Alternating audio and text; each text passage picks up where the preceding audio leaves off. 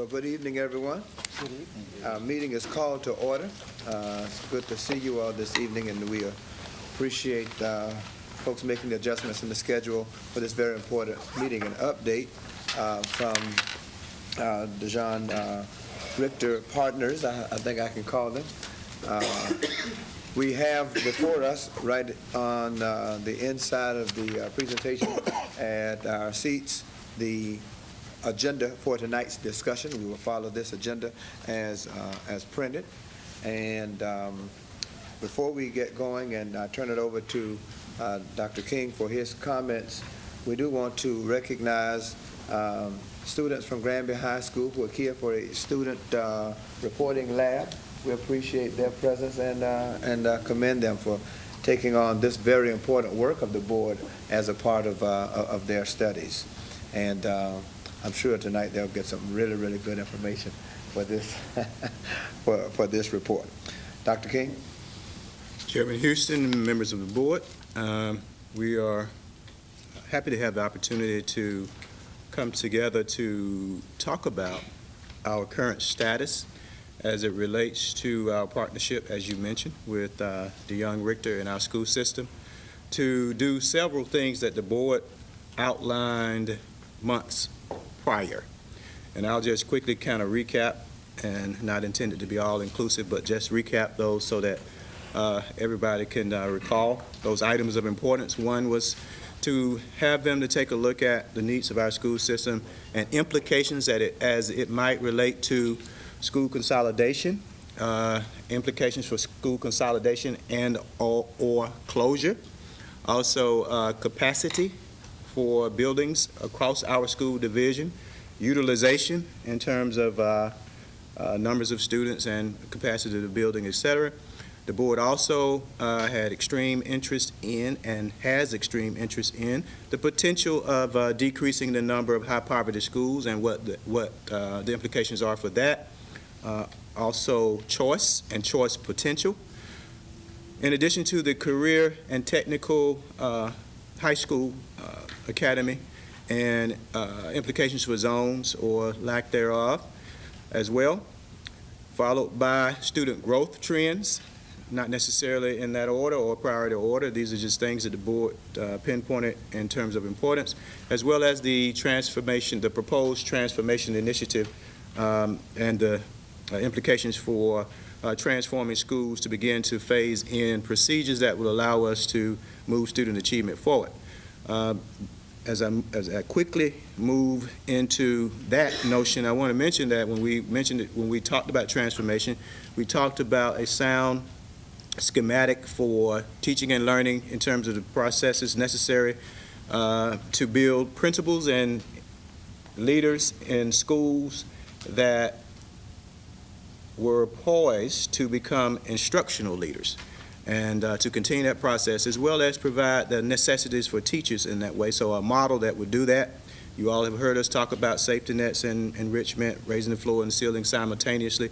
So transformation was proposed with those things in mind, infusing and integrating rigor across the board as an enhancement to the entire process. Many community members served on steering committees and will still serve on steering committees to have further conversation around that. And in the final analysis, as it relates to transformation, of course, we want to build highly effective, attractive programs in our schools that our parents across our division, across our city would have interest around.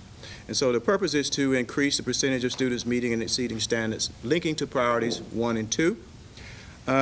The focus also had a theme approach to it, and initially when it was proposed, we had huge discussion around the benefit or pros and cons related to a conversion charter approach.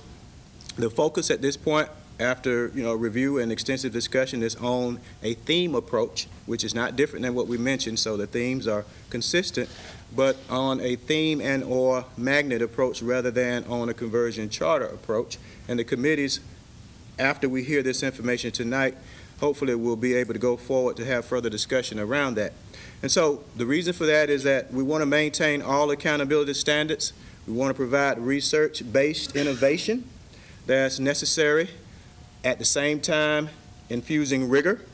And expediency is very important for us as well. When we talk about expediency and in terms of expediting the process without sacrificing quality, then sustainability comes to mind. And so all of those items are items that I mentioned because they come into play as we enter into further robust conversation. Another item that's important to us around the notion of shifting to the focus of theme and or magnet centers on what I refer to as a path of least resistance so that we can get to the bottom line to benefit our children. Mindful of funding and access as well as waiver timelines and all the things that come into play. So in our efforts to relentlessly pursue better ways, that terminology should be very familiar to the board, relentlessly pursue better ways for our children, we have asked DeJONG-RICHTER to review all variables that could impact our planning and our work. And tonight we will have discussion around that, and they will provide an update so that our community and our committees can reconvene their functions as quickly as possible. With that said, Dr. Houston, I defer to you. Thank you. And I'm not sure if you mentioned or not, I think one of the other factors in this study was also enrollment trends. Yes. Yes. And that's a major part of our consideration and planning as well. And as well as the receipt of the transformation pre-Labor Day start waivers that the board needs to be able to review. So you should receive those electronically tonight. You should already have them electronically. So if you check, hopefully they're there. If not, we will resend and make sure you have those, as well as followed by open campus pre-Labor Day start waiver and year-round applications submitted as well. So you'll receive those. But you should have the pre-Labor Day start waiver for the transformation piece tonight. Thank you. And hopefully we'll be ready to take action at the next regular meeting. Okay. Thank you. Any questions or comments from the board before we turn it over to our guest for the presentation? Okay. Thank you. Gentlemen, thank you again for being here, and we're in your hands. Okay. Chairman Houston, thanks so much, and Dr. King, thanks for the invitation, members of the board. Tonight is, I'm going to take you through the process and where we got to and kind of why we came to a halt. There's a lot of discussion points that have to occur, and based on some previous decisions and based on some capacity, some demographics, some curricular things that you're moving forward to, that really have to be kind of talked about open and honestly tonight, and really some change, choice, all those things that that will look different, that will feel different, but are completely intended for student success. So what I will cover tonight will go over kind of not just what this was intended to do, as you can see in the facility uses study, which Dr. King outlined for you, but also try to look at some ideas on where we may have to make some adjustments to move forward. And that is where we get to a point where some decisions are going to have to be made for us to move forward. And to get some feedback tonight, open, honest, even hard discussion tonight, that's what we're here for. And sometimes I don't think the discussion's so hard when it's out in the open. And so I think that's where we want to be tonight. I feel like this is a certainly division and people that we've worked with have that attitude. Get going, let's work hard to make sure this works. And so I'll get you the next slide here. Lee's going to control that. And the project approach, I want to just see where we are. We've gone through all the data. We've met with the steering committee and started to work with the community. And then we went to a community dialogue and at Lake Taylor. And at Lake Taylor, if you weren't able to join us, it was standing room only. Fantastic turnout. Then, unfortunately, the rain started. And we weren't able to do a second night of community dialogues, but we were able to get online contribution also. Talking to the community about moving forward, about possibilities of where the division can be in the future. And again, asking questions like choice questions and grade configuration, school size questions, those kind of things that really come to the heart of communities when it comes to their schools. They want to see success, and everybody wants to see success in schools. but everybody might have a different way to approach that, and so, which is kind of the beauty of working in a school division. But we got to, after the community dialogue, we work in what we call a options work session. And basically what this does, an options work session, is it takes all the demographic analysis we've done, all the capacity analysis that's been finished, all the curriculum information that's been, that we've talked to the staff about, and the community dialogue information. And as we got to work in that work session, we found that there were some roadblocks that really got us to a point that we couldn't make decisions. And what I want to say is that, you know, oftentimes a decision that gets made is a really good decision in where it sits. But I kind of, and I know this is, I'm an Indiana boy, so I use a little bit of basketball analogy, but a lot of times what we look at is how we rotate out of a play. And planning is a lot like that, is that a decision here may have a domino that's 3 or 4 steps down the road, but without the data there to prepare for that, I think sometimes that we may see that this decision, although a very, very good decision, and again, I'm going to say continuously through this meeting tonight, that any of the initiatives that have been set forth, we fully support. We fully support. However, modifications are going to have to be made to those decisions in order for a larger plan to be implemented. And so we're going to talk frankly about, Campus Stellar. We're going to talk frankly about initiatives in the core of the district that doesn't have capacity but has no socioeconomic diversity, and how we can change those things. We're going to talk about the decision of where CTE is. And again, I'm going to preface all of this by saying these are really good decisions. Campus Stellar is a STEM initiative in a neighborhood that needs investment, that wants to see the rigor, that wants to challenge students, that wants to keep their kids home, is a fantastic decision. However, the numbers aren't going to work, and we've got to figure out how to make the numbers work in order to make that happen. And so keeping a school in a great part of your city, a brand new building, and a great program initiative, and how do we get there? And how do we make it so that we can make this systemic all the way through the division? And so when we got to those discussions, it was hard to make options because we couldn't get over some of those numbers that we were seeing. And so tonight, that's what I'm going to go over. The first thing we start with, and again, here's the numbers of the capacity and utilization. You can see them on your worksheets. And when it came to this idea of consolidation or closure, what we found was that at the elementary grade level, you're sitting somewhere around 90% of your utilization right now. District-wide, division-wide, you're about 90%. You do have, as you can see on the charts, the reds are the ones that are critical. The blues are underutilized, what we would feel to be underutilized elementary schools. Anything below 80%, typically 75 would be our cutting point. But when you see things like 50%, you're critical also. We believe that an underutilized building is every bit as costly as an overutilized building and vice versa. And so we have to figure out ways that, so do you take opportunities like that to create a solution that is a consolidation that makes sense? I will contend, and I've learned this over the last 15 years of doing this, is that if the intent on closing school buildings is to save money, then you'll never close a school building. If the intent is to improve education and to improve the opportunities for students, then consolidation into a situation that improves student performance, that enables a community to be part of that school, will be successful. Although it's not easy to do that. But we know that demographics shift, changes happen. Cities don't stay the same. Norfolk doesn't look the same as it did in 1990 or 2000. And it's rapidly changing. And so, but I think sometimes there's an expectation outside the school division that boundaries will always stay the same, that schools will always be there. And so we've got to figure out in this model here that we've got a couple of schools that are underutilized, but does that mean closure consolidation? We don't believe that's the case here. We believe there's a model that can be actually reconstituted.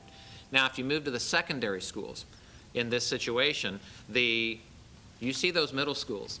And folks, this is, you don't own the patent on this one. Every middle school, it seems like that we're working in 5 different school districts or divisions right now, and the middle schools seem to be the ones underutilized, whether it was policy or grade configuration change, or even the idea that, look, I'm a former middle grades teacher. I understand that concept. As a parent, going into middle school, I've seen so many times in larger cities where, well, people will opt out of middle school in the public school sector to go to private or something else, and then come back to the public at high school. And so you see that dynamic that works also. Although, the middle school is every bit the same as the elementary and the high school. It's just a different age and, different way of living in those buildings. But you do have a utilization issue at the middle school level.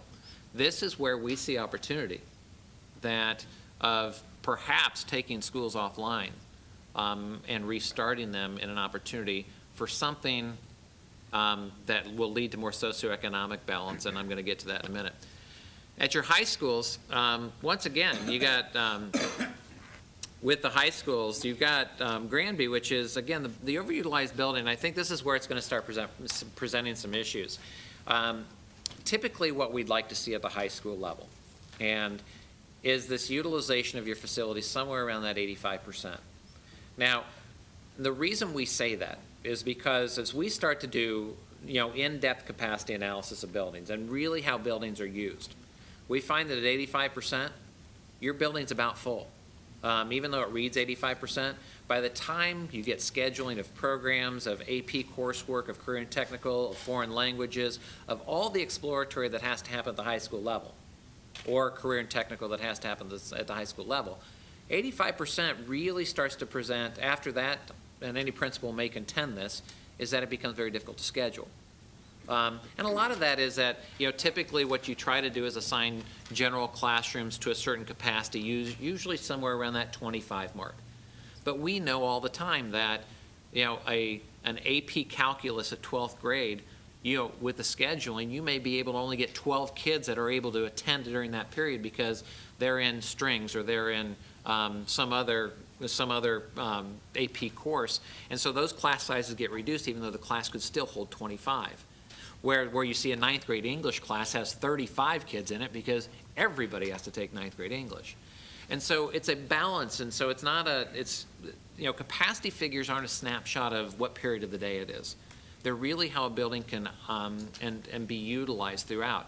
And on top of that, buildings being designed where teachers don't have the opportunity to escape their classroom to go to collaboration areas, to go to professional learning areas, because schools weren't designed like that.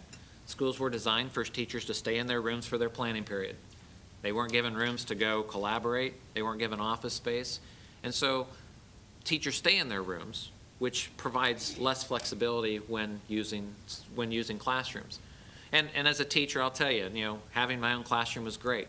But there's other teachers out there that did travel sometimes, and they enjoyed it just as much. They didn't have a classroom to maintain. They didn't have, bulletin boards to put up. And so it's a balance of that a little bit. And so when I say all that to tell you at the high school level, you're about right now. However, there's some imbalance about where population is to where we even leaned on the idea that there's a possibility that there's a high school needed in this division. And as you look at the numbers with declining enrollment, you wonder how that can happen. But tonight we have some live GIS information for you also. We're going to show you some numbers. Lee's going to be able to, he can select and summarize any data that you want to see. If you want to see a certain area, we can select those, see how many students there are. You can see what grades they're in. I think you can even see their gender on this thing if you needed to. But so that kind of sets a framework for our capacity and utilization. However, when I look out in the future here at the next slide, what I've done is taken your historic and then, again, a snapshot in time for your capacity. This capacity doesn't assume that you're going to reduce or increase any. But as you look at the projected enrollment on there, you see that there is still a continued decline, but that decline starts to lessen somewhat. And as you look at your utilization of facilities, division-wide, you're in that 15 to 20% range. Typically, I would advise most divisions or all divisions to stay somewhere in that 10 to 15% capacity over your enrollment. provide you some flexibility for big cohorts that move through, for program changes. So in the next 5 years, I don't really see any utilization issues overall. Now, we've got pockets that we're going to have to deal with. And again, looking at the middle grades level especially. But as we look down in time, I think by that year 10, if moving forward in the program initiatives that you have, that this projection better have to be redone, because it'll stop and you can sustain. And that's the goal. We want to stop that 32,298 to 30,000, the 594. We need to stop that. And how do you do that? Well, you make something that is desirable for your students to stay in. And that is the goal of this, of what you guys are after, and certainly what we're after in this planning effort. And so we do have that flexibility at the middle grades level. And this is where I'm going to start introducing the idea that there might be some choice out there. But let's start with Compostela. Is there any questions up until now? I mean, if you have, you can interrupt me at any time. If it's conversational, all the better. If you don't mind, if that's a... That's good. Okay. Is there any questions till up to now? Okay. Okay, let's dive into Compostela. Okay. Once again, many of you have, and hopefully you have read the white paper that I presented in November. Once again, completely supporting the idea and the initiative moving forward in the STEM program. And I've contended this all along, is when people ask me about how programs come and go. To design a building that has the flexibility that a STEM building provides will not matter what program you put in there in the future. It's going to be able to handle whatever you need to handle. So let's say that STEM's this way by night thing, and I don't believe it is, to make the record straight. You're going to have a building that will provide flexibility for whatever you want to do, and especially a K-8 building. And the reason I say that is K-8 buildings become so flexible in the idea that someday if it just needs to be an elementary school, guess what? It's an elementary school. Someday if it just needs to be a middle school, it can just be a middle school. And so you've got a lot of flexibility and great configurations in the future, because we know that'll change. I mean, the building's intended to last 50 or 60 years, and when we're all still here 50 or 60 years from now, we're gonna be glad we did that. And so, but when I start to look at the numbers, and I say this because this is where it starts to concern me, is as I start to look at the live-in of all elementary students that live south of the river. First of all, geographically kind of isolated, especially at an elementary grade level. Getting kids to other schools isn't an easy thing to do. It's certainly not ideal when it comes to neighborhood continuity, if you want to take them to neighboring schools. And when you create a school like this, it's obviously going to have huge attraction. And to compound the issue, you've got St. Helena down there. That is, first of all, a very small school. Hard to deliver a full, academically rich program at schools that small. I'm not going to lie. We all believe that at 290 kids, it's very difficult to have all the resources and all the coursework and everything you need at buildings like that. I'm not suggesting you build a school of 700 down there, but that's a very small school. Also, it's got a small capacity. And so its utilization, and in its current state, is even above 100%. Now, let's think of, and I don't know whether to call this best case or worst case scenario, that the school moves forward and every student says, that's my neighborhood school. I want to stay. I look at the utilization and I see that because the elementary capacity of the Compostela in this current program is about 750. Overall, I've got about 1,300 kids, K-5 students, that live south of the river. My total capacity in that area is just over 1,000. And so I have a utilization right out of the gate of 125% at the elementary grade level. Now, bless you. And so it doesn't provide, first of all, an opportunity for space for division-wide choice, unless there's displacement of neighborhood kids to go to neighboring schools. And once again, becomes a challenge because crossing the river and then what's the next school? Utilized or at utilization or overutilization, and just do the domino.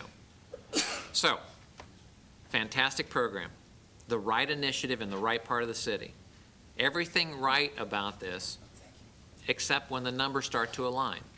The capacity numbers, and even push to reduce the capacity of this building that we've heard on some levels, that at the middle school level, we have about 225 kids that live south. I'm sorry, there's about 9 kids that attend Ghent and Rosemont. So there's only about 9 kids that do that.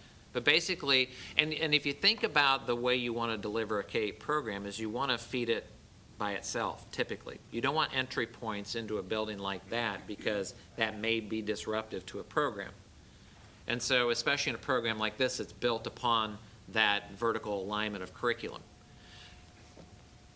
And so, do we offer an opportunity, first of all, to leave open seats for division-wide choice? Or do we make the decision that there's not enough seats and for the neighborhood kids, and we'll just have to figure out either a boundary solution or another choice solution and hope that we can attract kids to other elementary schools? This was our first stopping point. So, just my question is, where are those other kids? Right, that's the first question. Where are they attending? Where are they attending? Well, right now, they're leaving and going to those area schools. And Do you know so, what schools they're going to? we do have, yeah, we do have that. You want to put, do you have the live attend on there? We have a live attend analysis for that, right there. Here.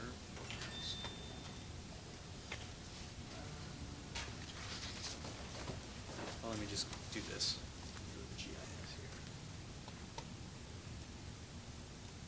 This is a good example. Well, I'm glad we're doing this because this is a good example of what the tools that we can use for this right out of the gate. So the orange points that I just displayed up there are K-8 students that live in the area. So what I'll do is just go in here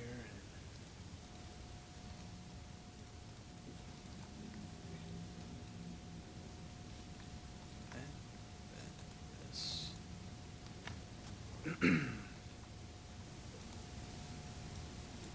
So the schools they attend do vary. So I believe these actually include some other kids in here too, but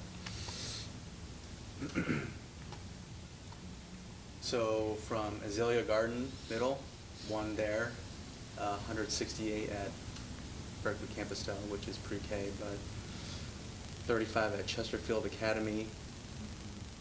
So it's a pretty comprehensive list of the different schools in the district in which these students attend.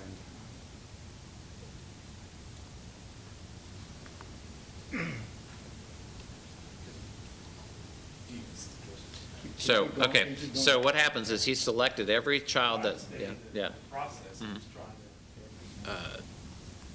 So, were you finished? I'm done, yes. Okay, so let's back up for a second. So in this process that you're taking us through, you have combined the current St. Helena attendance zone and the Campostella attendance zone as one attendance zone? In that we did, we can In that- not right, do that. in that exact- Right. Yeah. So just in that area south of the river. Right, so all the let, K-8s. can we just step back for a moment? Sure. So, we have a current, attendance zone for Campostella. Mhm. Can you walk through? Sure. Go through some analysis of, as things exist, and then let's do a comparison as you are suggesting perhaps things should be. Because I think if you start off with your assumptions, at least for me, it throws me off because first I'm just trying to understand the analysis that you did as things currently exist. Sure. And then if you make a recommendation that St. Helena attendance zone and Campostella attendance zone be combined for the new K-8, then I just want to make sure that's clear, the recommendation or the conversation that's on the table, and then we're talking about it in that context. Sure. The other thing I would ask, because Campostella is in the PPEA, which we don't know what we might receive from that. Right. If you can also speak to that, I guess it's very difficult to factor in the unknown, but to the extent that you have factored in the unknown, if you could explain that as part of your analysis. Okay. Your point, Tracy, just before you, the 1,300 live in, that's the Campostella zone. That doesn't include St. Helena, does it? Go back to the PowerPoint really quick on your sheet there.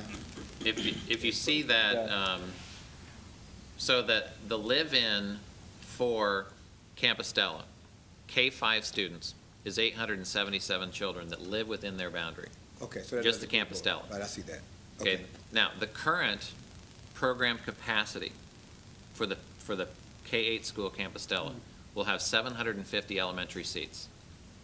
Right. Right. So automatically, that, if students decided that Campostella was their neighborhood school because, and it's a new school, great program, I've got in there 127 kids who don't have a seat in their own boundary. So that's kind of my first point on that, okay? No room for choice, no room for district-wide choice. That's the bigger thing. Even if those 177 left, or 127 left, I don't have room for any division-wide to come to the school. Keeping in mind, it is a boundary that we defined. And it will be. Right. I'm saying the current boundary. Oh, yeah, The current absolutely. boundary we define, Mhm. and any new boundaries we define. Sure.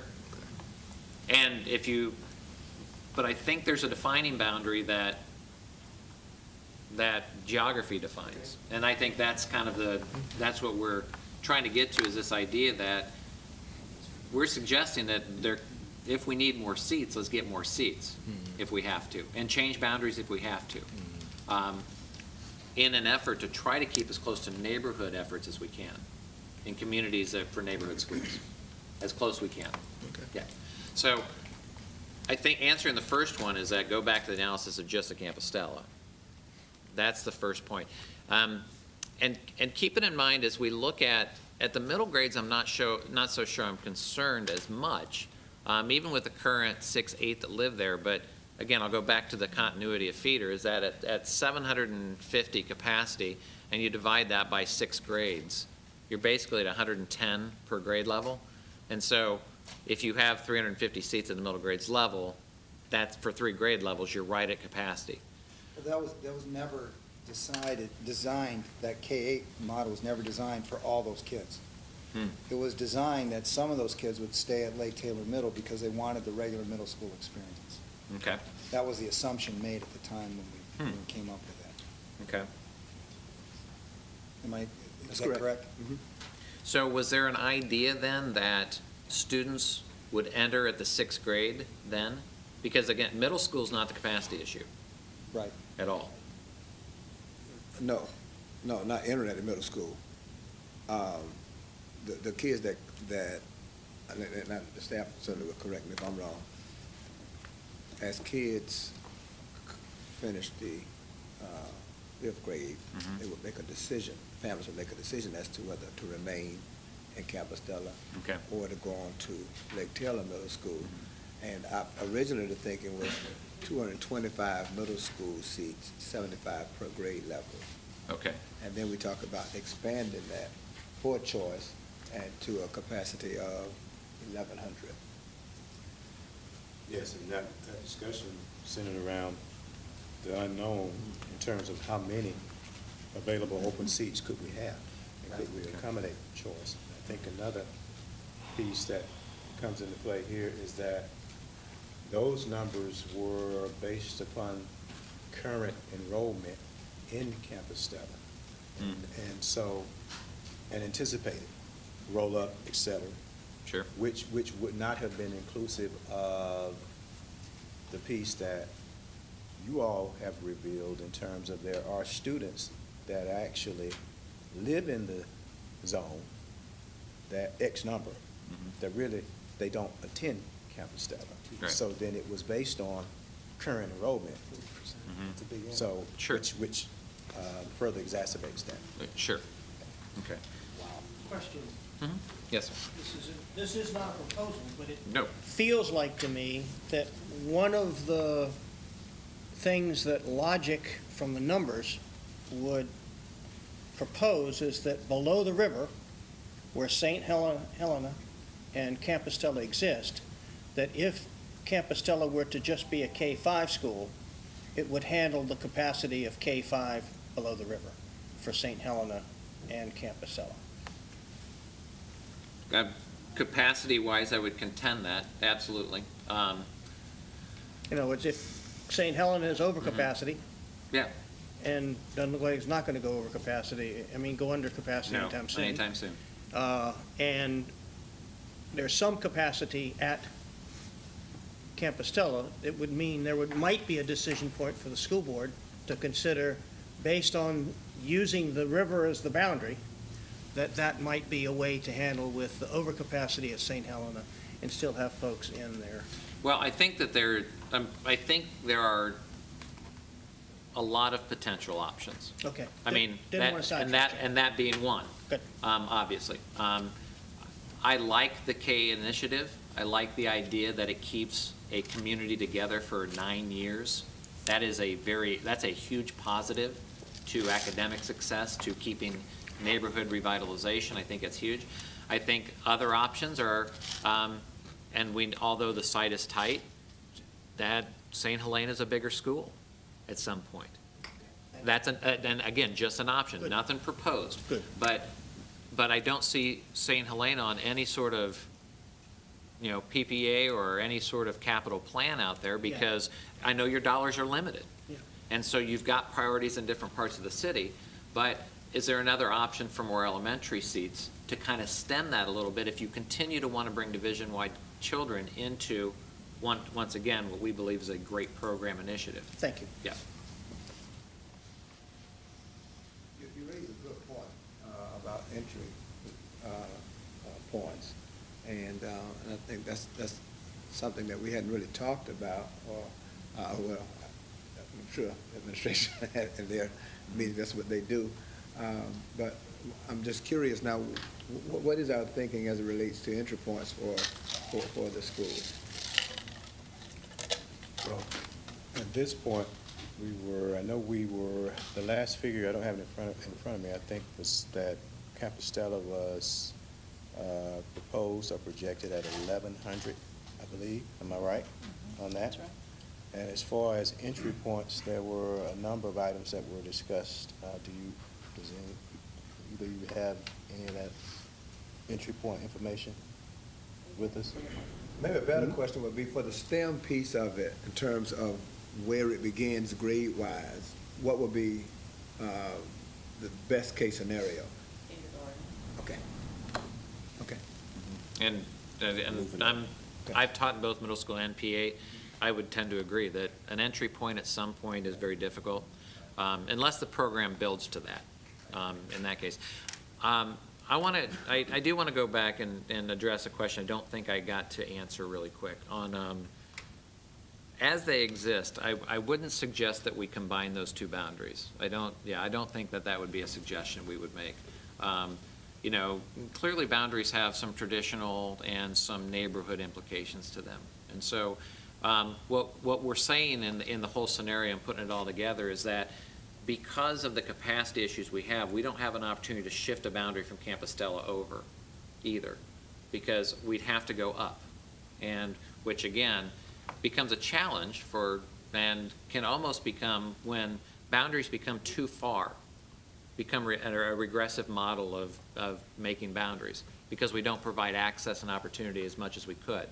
I think we've always made this dilemma, and it's a triangle dilemma, that if I've got a triangle and I could choose 2 of 3, and my 3 choices were low cost, diversity, and small schools, you can only have 2. And so you find yourself kind of in that dilemma, that you don't want to make these schools so big. We don't propose you build large schools in urban areas. We never would. But we also want to build them big enough so we can have adequate resources at the buildings. I make the analogy of too small a school, and I walk into a school that has 1 kindergarten teacher, and I have a student that don't know their shapes and colors yet, and I have students that can read paragraph books. If I had 2 or 3 kindergarten teachers to be able to share those resources and knowledge base and diversity of education, it's a little bigger school, but it provides more resource. And so you try to find that balance. And every division's different. I'm going to tell you that every division's different. That's the same case we're running into here. Is St. Helena too small? For a couple reasons it is. Capacity is just too small. We don't have enough seats down there. And so that's why I propose that that could just be another scenario that we might look at. But going on to a bigger discussion is this idea of the choice. Now, division-wide opportunity for STEM program. And how do we accomplish that if we don't have, if there's a possibility to displace neighborhood kids? Yes?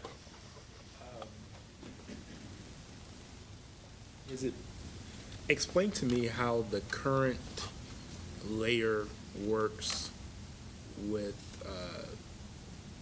Ghent, the Ghent K-8 school, and the home zone for the children that live in and around the Ghent school, but Ghent is not their home school. So I don't remember all the lines right now, but my assumption is that Taylor is their zone school, and that Ghent Elementary is the second school inside of that area, which then provides citywide choice. I think that might be correct. I think that's right. I Okay. think you've explained that perfectly. So and I don't know if that's normal or best practice or how things are typically done around the area, but if you have that type of effort that was done where you had the Taylor School that was built at sufficient capacity to handle what you now call the neighborhood component, and the Ghent School that exists within that boundary provides choice across the district. Anybody in the city can apply. Can you talk to me about that scenario and any parallels that you may see as we talk about the Campus Stella and the St. Helena pairing, or the Campus Stella and perhaps some other school pairing? Okay. The first one is the boundary challenge of K-8s in a traditional K-5, 6, 8, 9, 12 division, where you overlap what is a K-8 feeder that seems to go, and it's just a weirder pattern that occurs. Ghent offers the opportunity because it's kind of centrally located. I mean, geography plays a big part in that. And so being able to attract students from other schools, because in this case, and then again, let's just run a scenario. If I were to look at the southern boundary of Monroe, the eastern boundary of Taylor, the northern boundary of Young, and the western boundary of, let's say, Lindenwood, I could make a boundary there and have a neighborhood school. And so that provides that opportunity to allow neighborhood to happen still. Where in the Campus Stella situation, where I don't have that kind of domino ability, unless, again, the river only proposes a geographic boundary. However, I think that it proposes more than that. It's psychological as It well. does, and I believe, and I get that feeling. I've met enough of your community to realize that too. And some identity there too. You can't ignore the identity of certain parts of your city. And we've recognized that. And so I think that is one big part. Ghent works because of that ability to relieve some of the pressure of a highly densely populated area. And I think that's what it does. If I go to just really quick, and go back to the PowerPoint just really quick, and I might have to skip a slide or two to show. There it is. Well, it'll have to be the next slide.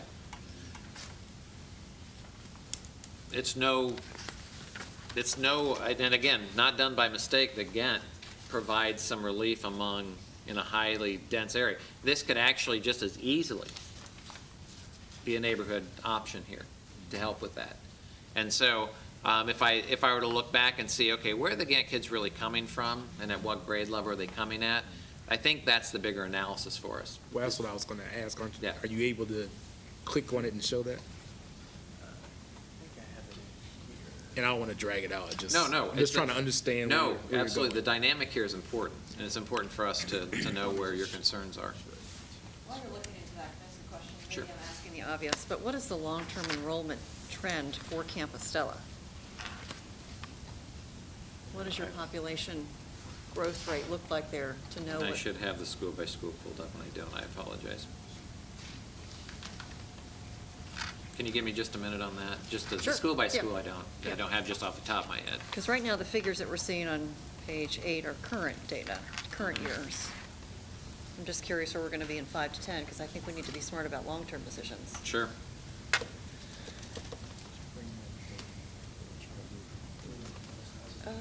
Yes, I did. So the points in red here is the distribution of the Ghent population, students enrolled at Ghent.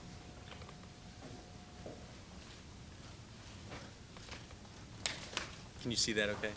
Each dot is one number. It could be one, unless it's like an apartment complex, then you'll see it as one dot, but it could be more.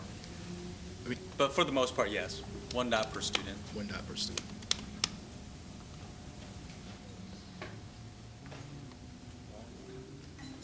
So in that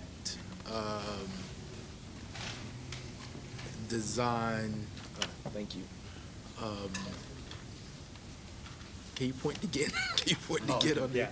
there? Ghent is right about here. Right, The okay. physical location. So in that design, very small percentage of the children choosing Ghent are actually in the Taylor boundary. That's correct. The live projection, again, so what we did here is we didn't do, Dennis, you wanna? Okay, but the live projection, not based on the attendance, there's two different projections that are run. We have it going down, but by 40 kids in the next 10 years, the live projection. The actual enrollment, I'll get going down by more than that. Right, the enrollment's going down, but we ran 2. And the reason we run 2, and maybe I should describe the difference. Right, okay, let me go with this. You run 2 projections. You run an enrollment projection, which is based on the historical trends of the attendance at the building. And then what we did is we geocoded students back, and we ran a projection as if students attended the school they live. And so all that geocoded information, we went back 6 years, 7? Yeah. So I think 6 years to establish the cohort survival rate. And so we did a live-in projection. And that showed, although decline, we do show decline, but not as rapid as the attendance, which is, again, based on a lot of different things. And so, which tells me the area population probably isn't going to decrease a whole lot. And so it's just a matter of the age cohorts that are there. So you're assuming that we build a new school there, the people are gonna wanna go there. Well, I mean, we've seen that in other. and you have seen it. I'm leery to go out and say, build it and they'll come, but I'm not so leery to say, build it and you'll sustain. I can ascribe to that one. But build it and they'll come, I'm not sure, because it doesn't always work that way. But build and sustain, we've seen many times work. Here's a little more detail on the Ghent population. So in the column here is, they're all attending Ghent, and these are the numbers of the attendance boundaries in which they live. So I can just scroll down.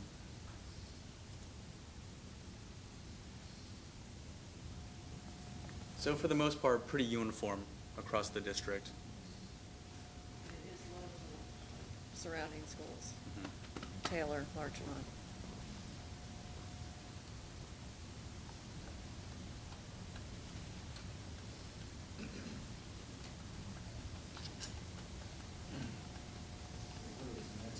That's a fairly big hunk. Yeah, yeah, you're right, Coleman Place is pretty big. right. I'm just thinking concentric rings are, going around out from Ghent. Where's PB Young on that? To your knowledge, is there still a waiting list for Ghent? Is there demand wait list? Do you have any, I know trying to figure out wait lists are harder than calculus, but you have a range or an idea of the number of students that may be on a wait list for? We can get that information. I'm not certain the number now. Any administrative, any numbers now? At this point? There is a waiting list, but we can get that figure. Well, and, yeah, I mean, you may be able to explain some of the, some of the moving across boundary at the Campus Elementary. If I look at, if I'm just looking at the data here, we see the program capacity of that building being somewhere in that 530 mark with an enrollment of 677. Sometimes kids just aren't going to a building that's already feels like it doesn't have space. And so part of that can attribute to any sort of flight from the boundary, too, which, again, led to a good decision of building more capacity in the area. So everything that leads to the building, the grade configuration initiative, all that works now, but it kind of stops at the boundary. How does that factor in with the new Richard Bowling School? Well, the Richard Bowling School actually poses more problems. Because if, again, I'm going to go to a slide, go down, that's funny that you ask these because keep going, we'll go to socioeconomic here in a minute, right there. Okay, so if I look at those surrounding schools, it's like I knew you were going to ask these questions. If I start to look at, again, when we do planning, we kind of plan in groups. And looking at the area schools, and these schools actually selected as part of the initiative also, but again, bowling, right now the initiative is to rebuild it for 115 seats less than its current capacity. But if I look at the area of schools, I see that the utilization already is at 116%, and the plan is to reduce seats through new construction. So how does bowling affect it? It compounds the problem. Why are we reducing the seats? Well, the program capacity for the new building, in that building, is going to be 650. Current capacity, 765. So you can build it for $22 million. We hadn't determined the design of that building. That was the information that we were provided on the 650 capacity for that building. I could use some correction if necessary, but that's in the options work session. That's the capacity we were given for that program. Yeah, that's what we said, 650. That was what was in PPEA, yeah. That's where it came from.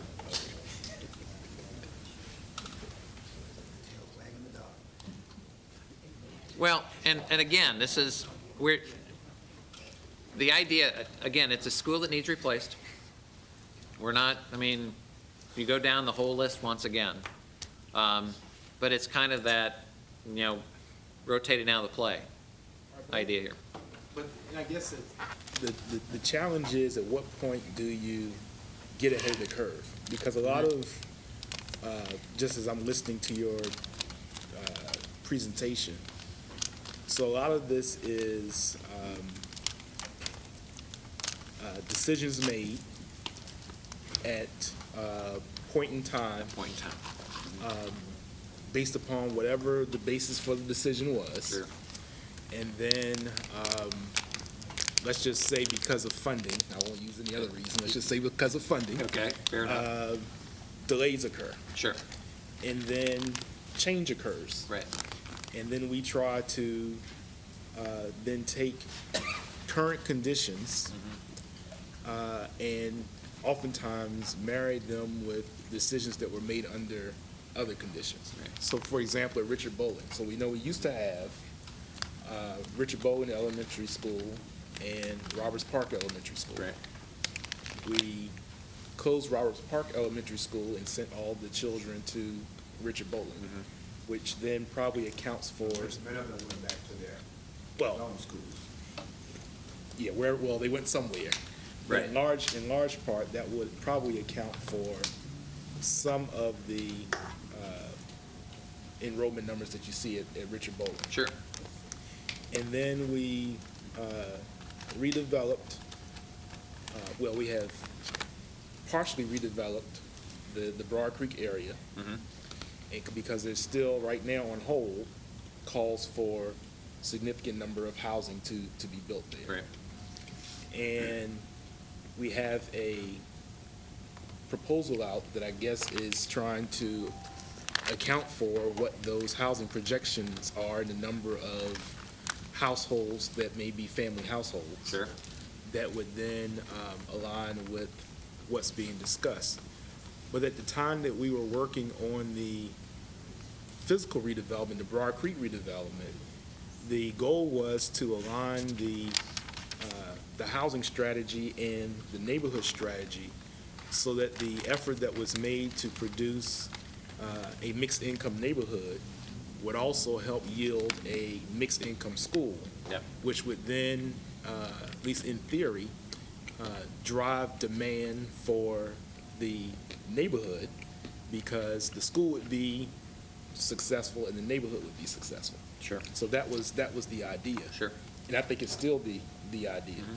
So when we come in and then just take the current viewpoint without, as Ms. Doyle said earlier, looking at the longer term picture, that's how we get into these, I don't know if it's a conundrum or what it is, but, It could be. but that's the Right. thing. Mhm. So I guess for me, as you all continue to go forward, I understand in my geometry mind that we're saying that there are certain given, and then you're looking at the proof based upon the given.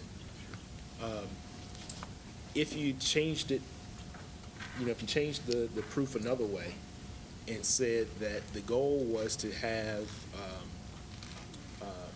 programming and size that was likely to produce the greatest climate for academic achievement, if you started there and then started making decisions based upon that being the priority, like in your triangle that you described. Sure. How might it look different? I don't know. But it just seems to me that we are, well, I think that should be the goal. So if we have a STEM school at Camp Stella, how do we combine the STEM school and the climate so it produces or is most likely to produce an environment for success? Mhm. And I think that should be the same thing at Richard Bolin or Jaycox or any other school that we look at. And then the other piece of it is, we know, at least based upon the data that we received last April on student withdrawals from Norfolk Public Schools school year 2011-2012, that the elementary school level, we lost about 1,300 students to other school programs in the area. So if we are successful at creating these schools of choice, and I'm not of any mind that we're going to create 50 of them in a day or in a year, but we may be able to create a few over a series of years. Then what does it look like then if Norfolk is successful in creating demand for Norfolk Public Schools and begins to see the trend where people withdraw from our schools and instead stay in our schools and then move into our city because they want to attend our schools? I don't know if you factor. Well, and I those think things that in or not. one of the reasons we don't suggest any consolidation is that. Okay. I mean, that 10, 15, 20% gives you some leeway and capacity. I think the first point you made is that the nerve-wracking portion of walking into this room tonight is the idea of not to make it sound like bad decisions were made, because bad decisions weren't made. And that's the fact. I mean, they were made at key points in time. That happened. The good news is that maybe the good news of lack of funding is that there's been time to measure once again and just correct the path. And we right the ship a little bit, and that's okay to right the ship. In planning, we do that all the time. It's the reason we tell school boards across the country never to adopt a plan, but to accept a plan, and then provide those exit ramps that allow that to happen. Because I think historically what's occurred in our city is some schools and neighborhoods get planned together and others do not. Right. So when you mentioned the south side, what the folks on the south side, part of their goal is that the school impacts the strategic plan that they have for the south side, on the housing and development side, economic development side, and vice versa. Sure, And the same thing for the Broad Creek School. absolutely. So, in my mind, and that, the administration has to figure that out and come with a recommendation. But at least in my mind, I think that as we look at those two schools in particular, we should be trying to make good school decisions, but also make sure that they align with the strategic planning initiatives that the communities have worked on Sure. for such a while. And so you begin to, I think in those two cases, especially Broad Creek, because you have so much housing that's yet to be built, but definitely also for Campus Stella, to see that align. Right.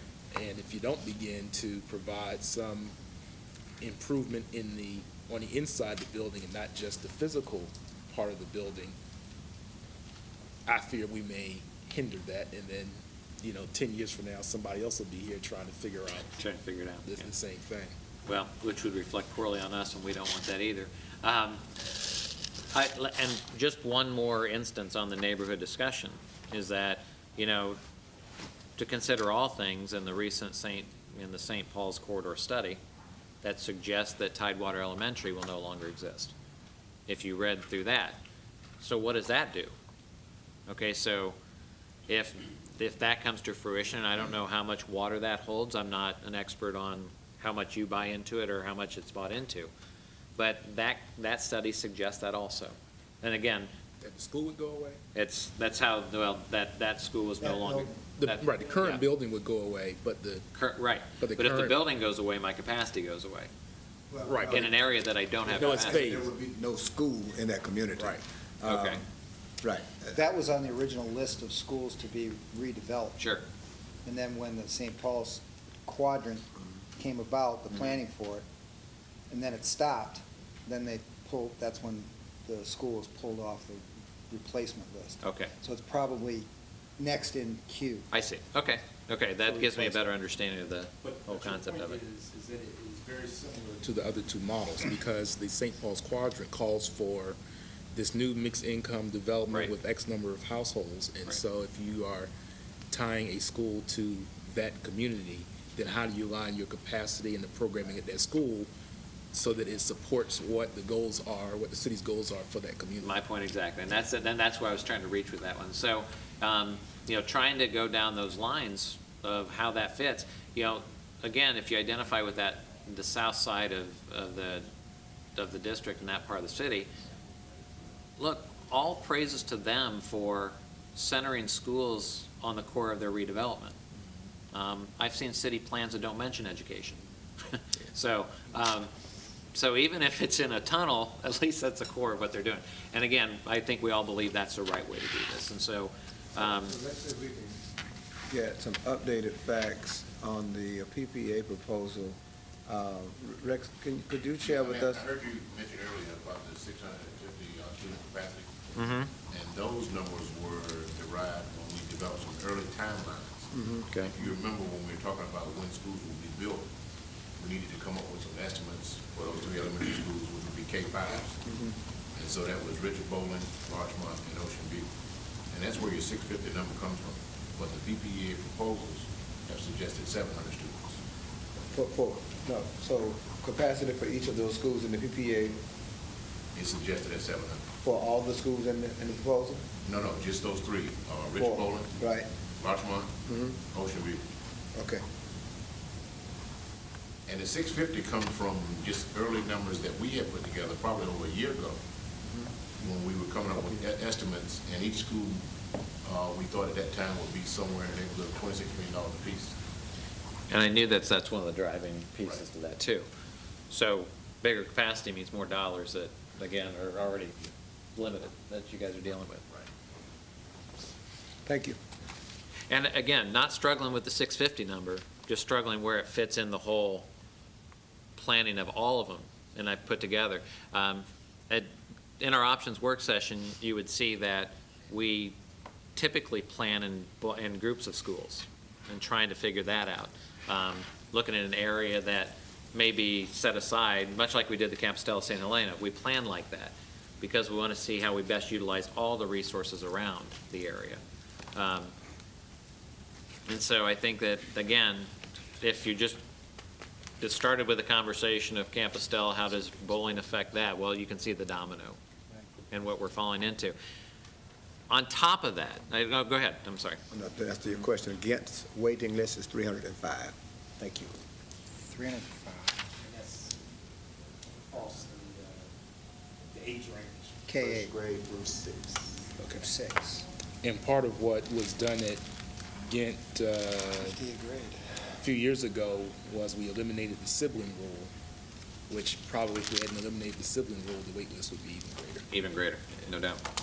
Well, we had a conversation earlier that, you know, in this whole idea of choice and how you do choice, I think, now I've been working in Duval County, Florida as their planner since 2002. So I spent a lot of time and energy in a fairly large school district, 125,000, 167 buildings. They have a very strong choice program. 67 buildings in some way, shape, or form have choice in them. Stanton Preparatory and Paxson Preparatory High Schools are in the top 10 of the U.S. News and World Report every year. Of schools at one time didn't have enrollment, were failing. They chose a choice program and creating magnets and leaving long-term the boundary that existed the last time it was opened, and gave the first choice to neighborhood students to be part of that school. So any student that ever lives in that boundary has first choice in the building. What has happened in time is that there's been perception that the rigor is too much for neighborhood kids. And so when in the effort of choice and magnet, we want to make sure that there is, and I'm going to tell you, Stanton and Paxson aren't like that. They're very open, welcoming schools. And great programs, great leadership, the whole works, just go down the line. But there's a perception there that seems to be a barrier now between the school and the neighborhood. And if the choice is made to go down that school of choice, that should be considered in your long-term planning also.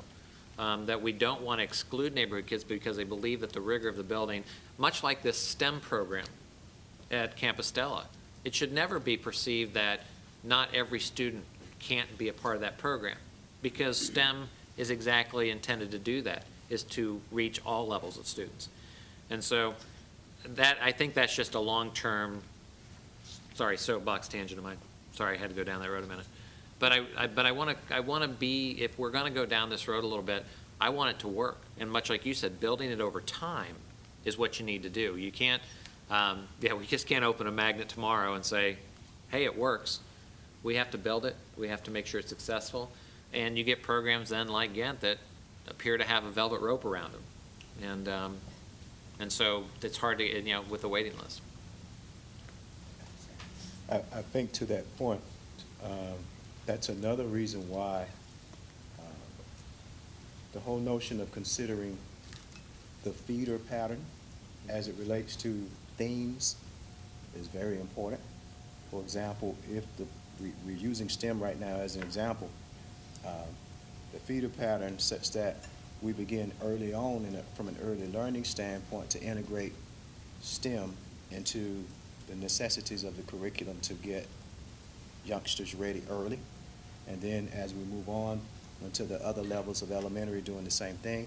And then that feeder pattern, whatever we develop as a model, that feeder pattern is such that those students then move into middle school with the next level of STEM, so that now you begin to create a pipeline where students that historically have not been prepared after leaving the 8th grade and going into high school to go take advantage of a robust STEM opportunity, whether it, or IB, or whatever the case might be. So that's why I think it is important that you can't just develop innovative programs with the necessary pedagogical approaches at one level without knowing that you have to build it across the spectrum. And I think that that's something that we're going to have to think about too. Sure. Now, so let's back up a little bit to move forward then.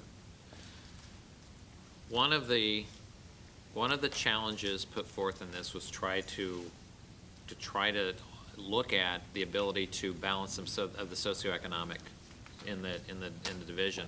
Now, you're already dealing with a 75% free reduced enrollment anyway, which then makes it challenging. And on top of that, just the pockets of information. So what I did, we put together a map, and just side by side, I want to keep the student density map on there. This first slide shows that students with free and reduced lunch, and you can see once again that if I were to kind of overlay the two, I can see those really deep pockets of blue right at where the red is too. You see how that really starts to gather together. And also keeping in mind, a lot of those dots aren't just one student, because you see a lot of multifamily homes in that area. And so highly densely populated areas, which means your schools, as you saw in the previous slide, are at or above utilization in many of those buildings.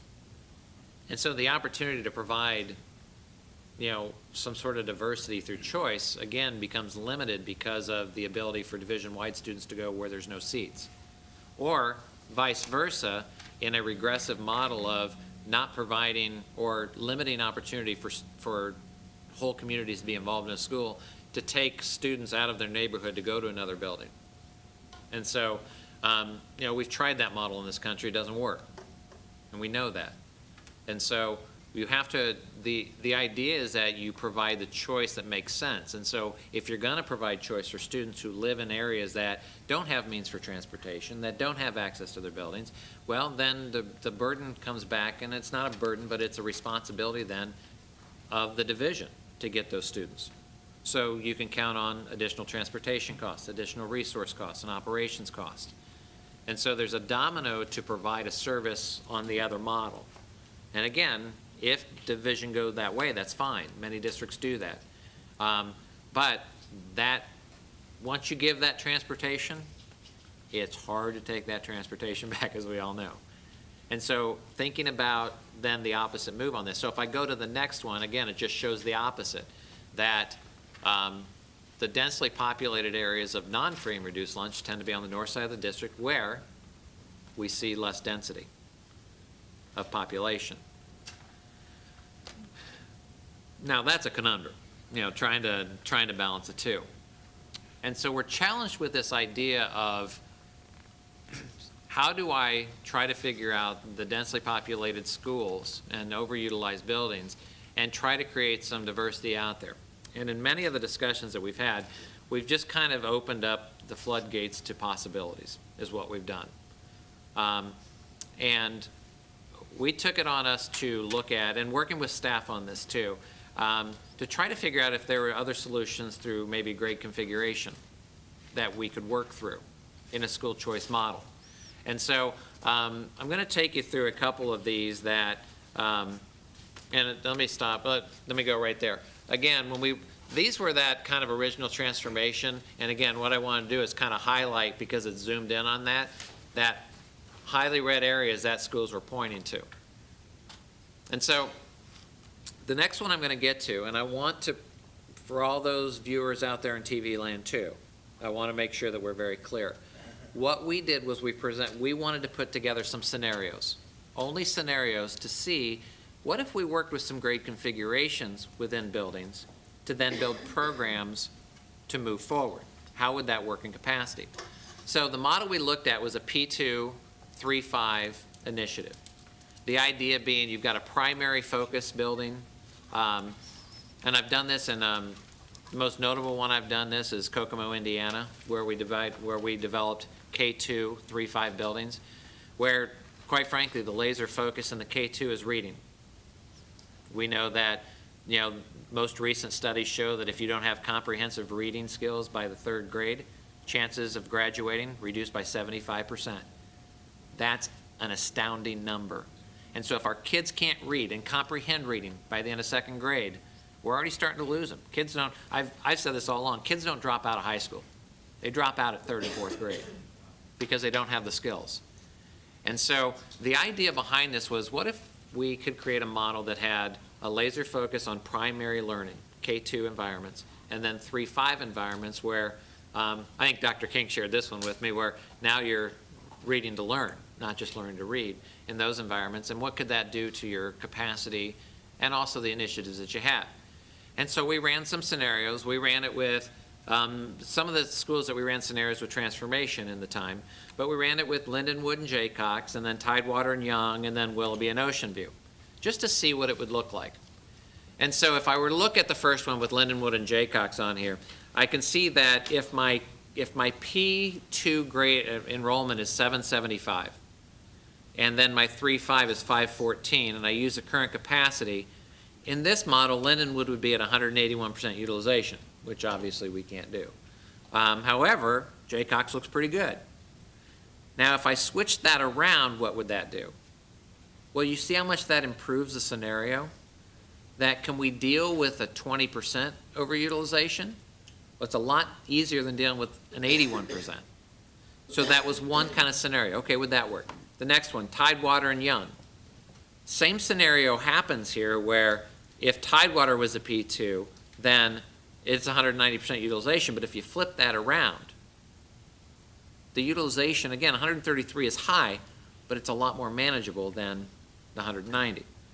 Now, the interesting one, Willoughby and Ocean View. In this scenario, you can see that we can take advantage of an underutilized facility through a great configuration change that better utilizes facility and could open possibilities for choice. Now, if you were to open possibilities for choice at the P2, 3.5 level, that was an attractive program, socioeconomic diversity becomes a possibility at the elementary grade level, which is one of our goals that we want to meet. Because one way that you can get that diversity is through choice. Now, to get elementary kids to go to a district-wide or division-wide magnets takes some planning and effort. No question behind it. It's not even I'm just going to say it, that typically the programs that do this are fine arts will get people anywhere. A good fine arts program, parents will drive their children through mud, snow, sleet, forest, and hills. Over the river. They'll get them anywhere. And to get a good fine arts program, because it's hard. It's difficult to, especially at the elementary grade level, to get really enriched fine arts. And just because the resources aren't there to do it. However, good magnet, gifted, technology-based, STEM-based are also possibilities out there that you could explore. When we started to go down this pathway, we were like, well, is this an acceptable range of tolerance for this community? Can you do a P2-3-5 environment that is a division-wide possibility choice to then balance some of your socioeconomic things that you want to? The numbers seem to work. Programmatically, I think it takes time to research it to say, do we do that? And so, will that work? Yes, it will work. Now, the interesting part is that when you move to the middle school, because again, what we want is, I'm sorry, yeah, go ahead. Is your pre-K universal pre-K figures? These are the currently enrolled that you have in the division. Okay. And so, one of the things that we talked about was even in that Lindenwood Jaycox, what if you took the pre-K out of that equation and created something else for pre-K opportunity? Your numbers work at the Lindenwood Jaycox also, which I thought was an interesting combination because we talked about pre-K initiatives and can we create centers? Can we create things like that that maybe alleviate some of that pressure on our elementary schools? That is one situation in Lindenwood and Jaycox where that's a real possibility. The age of your peak is 4. Right. And so. Not 3. Not 3, so it's just 4, and so. I'm talking just 4s. Just- Sorry, yeah. pre-K 4, sorry. Right. And so, and that's the number you see. So can we create more opportunity? Absolutely, if we were to create an opportunity for pre-K in that scenario. Now, Chesapeake neighbors have Sorry. our Chesapeake neighbors have this Mhm. set up as well. Georgetown primary, Greenbrier primary, Greenbrier intermediate, where you have the P2 and then the 3-5. Norfolk did that. We did it in the 70s. Really? East Ocean View, 3-5, and Grid Lake Elementary, K2. Well, and again, once again, the opportunity behind here is that You don't close schools, but you have the flexibility to go back if you needed to. Yes, So before you go to middle school, I just want to go back to your definition of balancing. sure. So, I guess for me, in my view of it, what we have right now are, I can't remember the number because they've changed, but 9 or 10 elementary schools that are 90+% poverty if you combine free and reduced. And then you have a average across the district of whatever it is, 70%. Almost 75 is About somewhere in that, yeah. 75%. Sure. And then when you break out, at least based upon the October 2012 free lunch data that was in our audit book, if you break out the free and the reduced, then you can see where we have some schools, Campus Stella, for instance, where it is 94 point something, the print is small, 94% free and reduced, but of that free and reduced, 93% is free. You can go to another school where the free and reduced lunch number may be higher, but the numbers between free, reduced, and paid is more balanced. Sure. So the research piece of it is the challenges that we find across the country where you have hyper poverty at schools.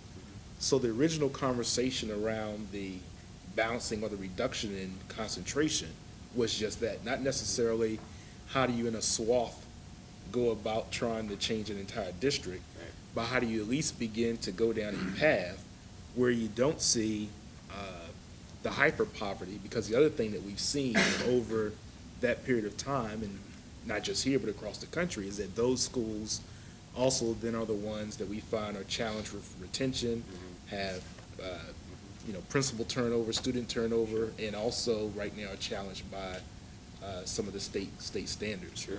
So, I'm just kind of looking at it in phases and prototypes as to what recommendations you may have as to how we begin to take some small steps that would begin to, again, going back to the climate model, to begin to have climates that are attractive to teachers and staff and families so that you can begin that process. So I just wanted to put that out there as we talk about balancing, because one of the reasons that you can do the balancing in the north side where you can't do it in other places because of historical housing patterns and housing policy decisions that were made. Sure. So in my mind, this was never about an initiative that the school needed to do by itself. Right. It has to be a comprehensive initiative that involves school and housing and zoning and everything else.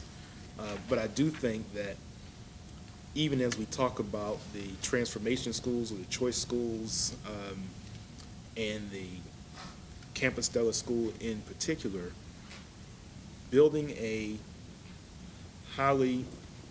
constructing a new building, putting a great program there, but still having the same challenges around hyper poverty doesn't work either. No. So, and it's because you mentioned, some of the other things that haven't worked. Yeah. That didn't work anywhere either. Right. So somewhere, since you talked about having, courageous conversations and difficult discussions, I feel like we have to have some courageous conversations around that if we're really going to begin to, no pun intended, stem the tide. Sure. And at the same time, hopefully, over time, create demand so that families, again, that are not choosing us, choose us. So there's retaining what we have and making that work as best we can, but also coming up with strategies on the demand side so that we can grow demand, and then hopefully that demand will help us over time to be able to reach some of these longer-term goals that we've talked about. Sure. I couldn't agree with all those statements more, because I think that you see that those efforts, and I think that may be one of your biggest challenges at Campus Stella, is that high free and reduced lunch, and you saw that last point on there, that if you don't provide a division-wide choice there, that it limits your opportunity for socioeconomic diversity. Now, it doesn't say that can't change. We had, I think I shared earlier about the Over the Rhine in Cincinnati, an economically very challenged area, as challenged as any urban in the country. Planning was very difficult. We looked at actually smaller K-8 schools because of more concentration on the student, smaller focus.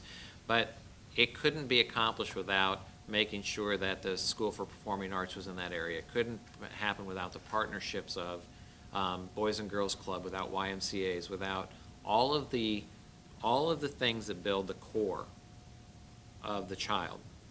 And the same can only occur with Campostella with the limits of its geography. And I'm going to tell you, I think the river's a limit, and it shouldn't be, but it is. And I told you we'd speak plainly tonight, but that's the truth. It's hard to transport when you're at that economic status in your life to get kids and get to one place to another. Just the challenge of getting somewhere without transportation or relying on public transportation to get you there. So when you speak of the river, man, you speak of those beyond that point, accessing other opportunities, not necessarily building something that would attract folks to go across the river. That's You're exactly speaking of right. the former. That's exactly right. And so, and again, the idea that the south side of the city has this vision of a comprehensive plan for investment is why this school is necessary as the core of that. And so we continue to see this as a priority building, no question. But the challenges will go beyond just keeping kids there, because the model has to be sustainable. It can't be so labor intensive that it fizzes out after 2 or 3 years. And so you have to figure out, okay, so if that occurs, what happens to the adjacent property? Do we have a vested interest in it? It's not our property, but yeah, you have a vested interest in it, because that's a domino of how you build this. And that's how the Over the Rhine, and again, part of the rapid development and turnaround over the Rhine was all of a sudden the middle class saw this opportunity to go to the fine arts, have restaurants, just go down the list. And so we see this opportunity, and again, the core being the school.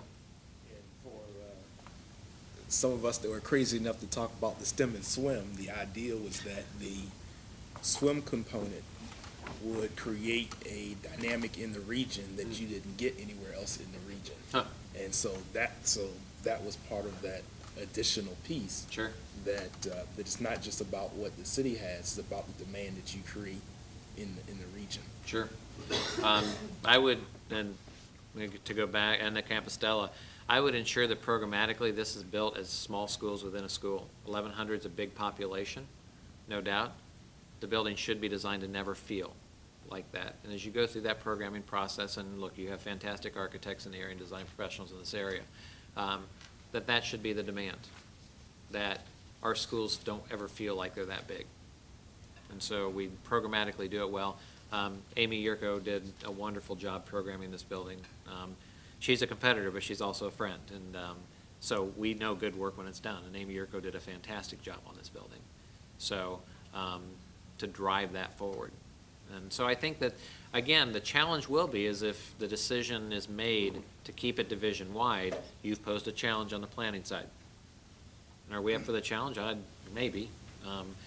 But if the decision is that we're going to have to figure out a different model for division-wide STEM initiatives, maybe we have to look at something else like this, like you see up here. And maybe that's another opportunity for us. I don't know that answer. I don't know it yet. I'm going to have to know it soon. All right, Dr. Stewart? We all have to know a lot of things. We all have fast. to know a lot of things soon. Right. In your scenario with the grade scenarios, are those schools still hyper poverty? Well, at least the Lindenwood, P.B. Young, Jacobs, and Toddwood, are they still hyper poverty schools? We happen to look at those because those were initially recognized in the transformation initiative, and so that's why we looked at those. We can look at any sort of scenario we want to. I wanted to look at those for that very reason. if I want, in the conversation, continue to vertical alignment, what we want to do is look at the middle school scenario. Do you have opportunity here to build some sort of vertical alignment to this? Now, we did a couple of scenarios here, and I think that what I wanted to do was look at a scenario with that actually took Lafayette Winona off. And the reason, and again, for all those watching out there, not to close a building, but it's a centered location middle school. I mean, it's almost dead center. It's an accessible building. So we thought maybe that's a scenario to run with. That if you were to take that off, you're looking at a division-wide utilization now of 90% throughout your middle schools, which is a huge increase in your utilization of facilities and better resource, use of your resource. And so you don't technically kind of take the capacity off the table, but what you've done is you've kind of balanced somewhere you needed to, because in a situation like this where you restart or reconstitute a building as a division-wide magnet, you have to redraw some boundaries. You have to kind of lift them up for a second and then replace them. I may contend that at the middle grades level it's a little easier than elementaries and high schools to change boundaries, although never easy. But that's one scenario we looked at. And again, one thing that previous boards had looked at, and I championed, was to create Lafayette Winona as a K.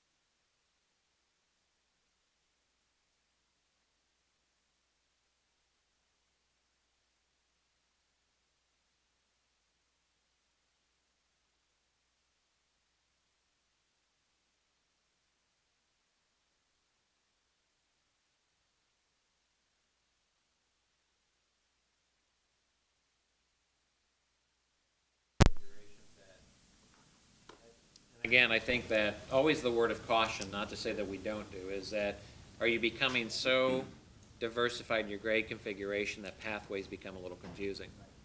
I think, and I don't think I'd be, divulging anything other than when we worked with Philadelphia a couple years ago, we discovered something like 24 different grade configurations within the district. And that's challenging.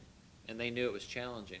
And so what we did was we backed off of that and said the core curriculum is going to be based on a K-5, 6, 8, 9, 12 model. And the variations within that adapt to the curriculum that we've adopted. So if you have a K-8, it doesn't necessarily go completely away from the curriculum you've adopted. There's just a more community approach to it. Or you go 7-12. Our original plan in Cincinnati, Ohio was K-8s and 9-12s. They now switched that initiative to K-6, 7-12 now. And so with a lot of research going into 7-12 high schools. And again, is it right? Well, maybe for Cincinnati it's right. Is it right for Norfolk? I don't know. I don't have the luxury of telling you that one grade configuration works better than the other, because it is so division specific. Yes, ma'am. So let me also go back then to my earlier question. When looking at the enrollment trends, it looks like it's pretty steady, but do we have any bubbles in those enrollment trends that elementaries are going to be leading indicators to know that middle is going to be a wide berth for a while, and then elementaries are going to go down, and then high schools are going to need greater capacity?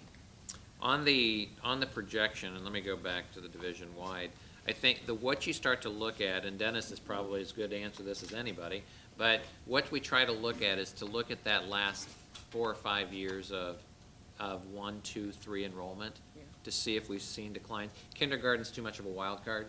Right. But if we look to see if there's any sort of stabilization there, and you've traditionally may have seen decline there, then that's the key initiative there. Because your survival ratios stay within a standard deviation that are always going to happen unless you stem something. So I think that, I just have to go back and look here really quick.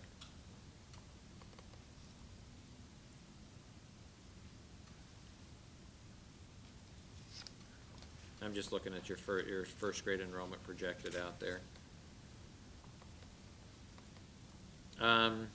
We actually project some decline in 10 years out at the first grade level, but some small in the first 5 years. So it's not stopped yet. So we are still gonna, and that's why we're feeding that. So Dennis, would you agree that? Well, next year, first grade enrollment, probably gonna have about 100 kids. That's what we have. Because we have a smaller kindergarten class this year than the preceding year by almost 100 kids. So then that ripple effect, and then there's gonna be an expected even smaller kindergarten class because the number of births 5 years ago, which Tracy's numbers also use the same, the birth ratio is how you estimate kindergarten, it's the best estimate. So we're expecting about 150 fewer kindergarten kids because of lower births in 5 years. So then that's going to ripple up through the various grades as you go on out.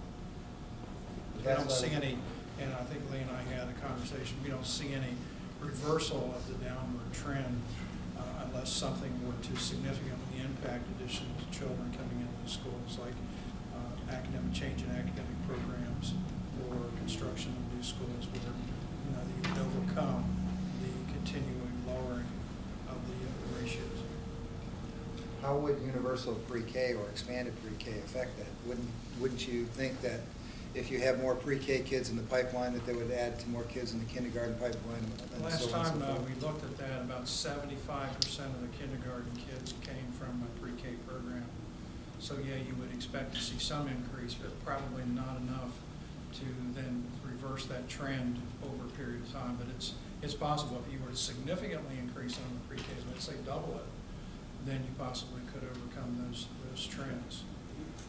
You're aware that this system, meaning these people in this room, are seriously considering that. You have a new governor that's seriously encouraging that, a new lieutenant governor, a current mayor, and people in this room are seriously considering that. So the demographics that you have, you could help us. Oh, I mean, absolutely. The state of With that Florida as a passed kid- a constitutional amendment for it. Right. So, I mean, But there's. your demographics Yeah. could easily be looked at to advise us on that. Well, sure. I mean, I think that maybe one of the things that when we first met for the first time was, one of the requests was trying to figure out where all the pre-K students in the city live. Well, that's almost impossible. Right. Again, the challenges always in a pre-K environment are space that you're going to need for that, which is a good problem to have, always. That there's always the challenge of the private sector that has established roots in pre-K delivery. That, whether it be for ecumenical reasons or whatever reasons it may be. But you have, once again, I would contend that the public school systems have the deepest pockets for any of those and the most resources for those. Even though you might not feel like you have dollars, you certainly have more dollars in the Catholic schools out there. They're struggling too. And so you think about those kind of things, and the more you get, again, the generation of, it just keeps building.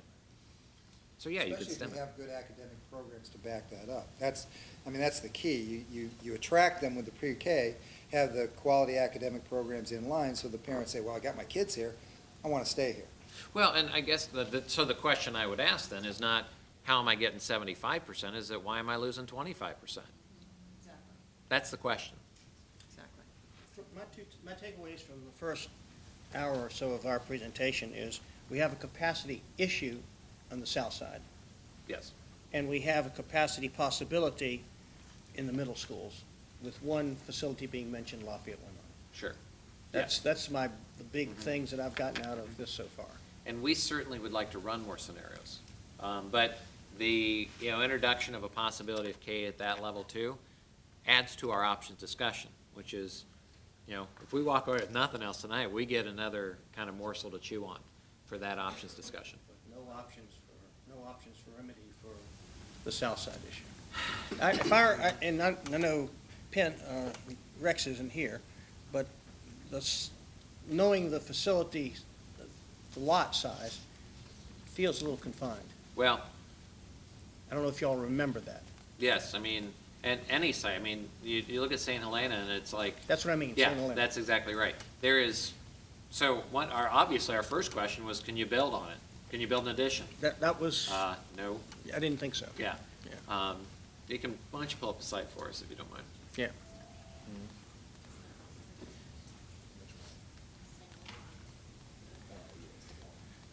So if that's not an option,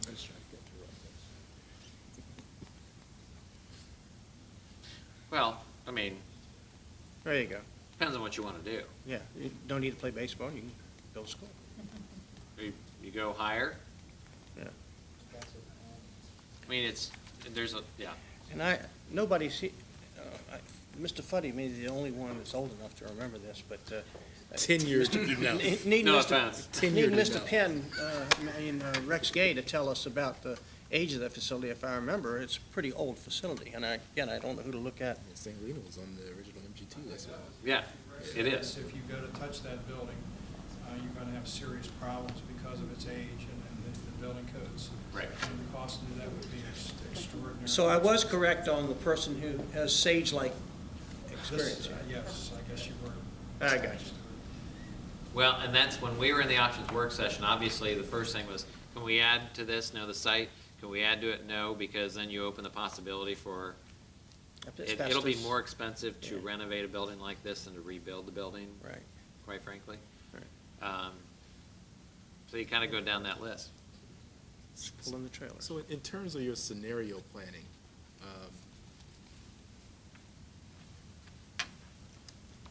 so ideally, the planning would drive the construction and programming decisions. The construction, not the programming. Okay. Programming will It's help develop the option. Okay, let's say the Yeah. construction. There, yeah. The reality of where we are is, at least with these 4 or 5 schools that are in the PPA,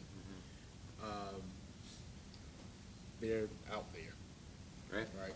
So, is it the case that until we see what has, I mean, basically it's backwards, but it is what it is, that in reality, we need to know what's going to be decided about those schools, and then come back and reevaluate or have you assess or scenario plan based upon what those numbers are? I mean, unless somebody's going to say, which I don't think anybody's willing to say, that you're going to stop that and factor in what you're giving us.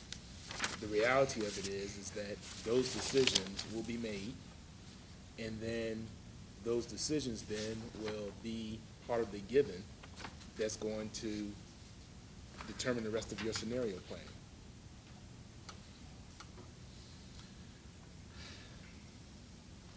I mean, I'm saying that, No, you're not saying that. I'm with you. I'm Okay. processing a little bit here with that. I mean, if the decision was that those things can't come off the table. I mean, let's just take If, that as okay, a- that's just as a one. I given, mean, if right? that's a given. Mhm. Okay, that's a given. You've seen the challenges in front of us. Those challenges stop us where we were before. And not to suggest that those aren't the right decisions, but where they are in time is the decision tool. Let me run another scenario. Okay. If you wanted to buy time, do you make Campostella the K-5 and buy time for capacity until you can get funding for more capacity down in that area, i.e. build a new St. Helena? Or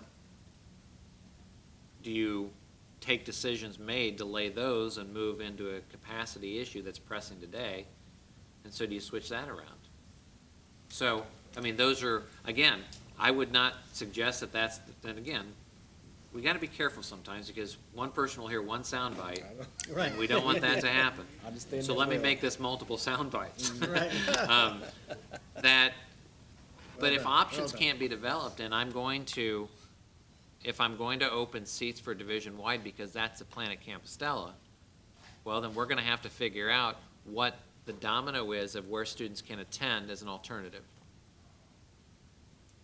for that neighborhood. And who's gonna tell them where to attend?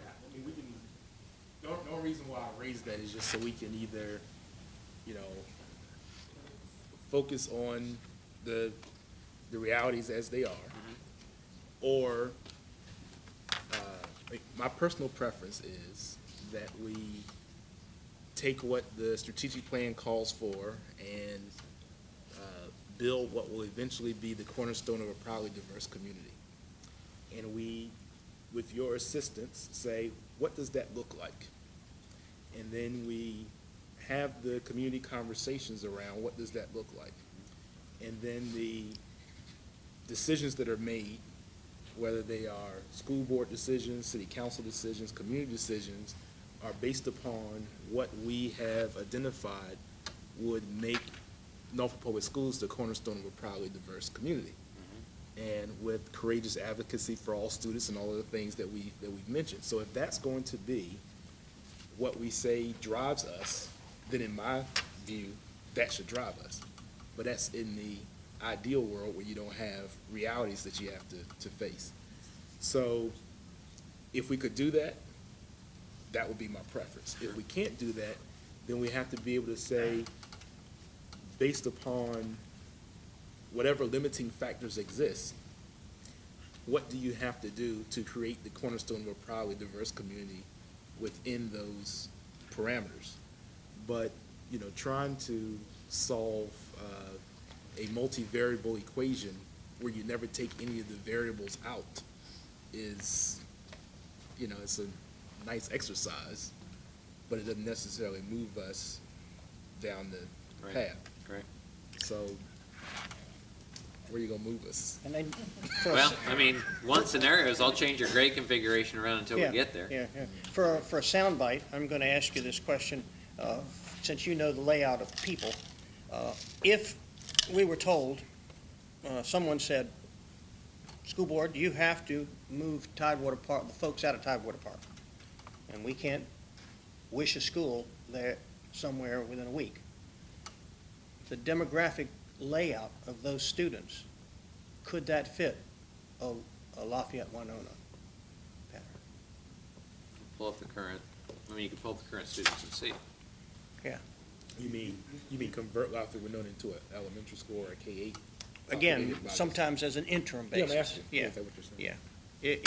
If Tidewater Park building has to go, Okay. someone wants that desperately because it's the next Mecca, or Vatican, or wherever. Yeah, whatever. Gotta be careful. Then the boundaries and the layouts. Well, Of course, I remember you had shared PB Young and Tidewater. Yeah. So I'm now starting to think, does PB Young and Tidewater fit? So, right, sure. Yeah.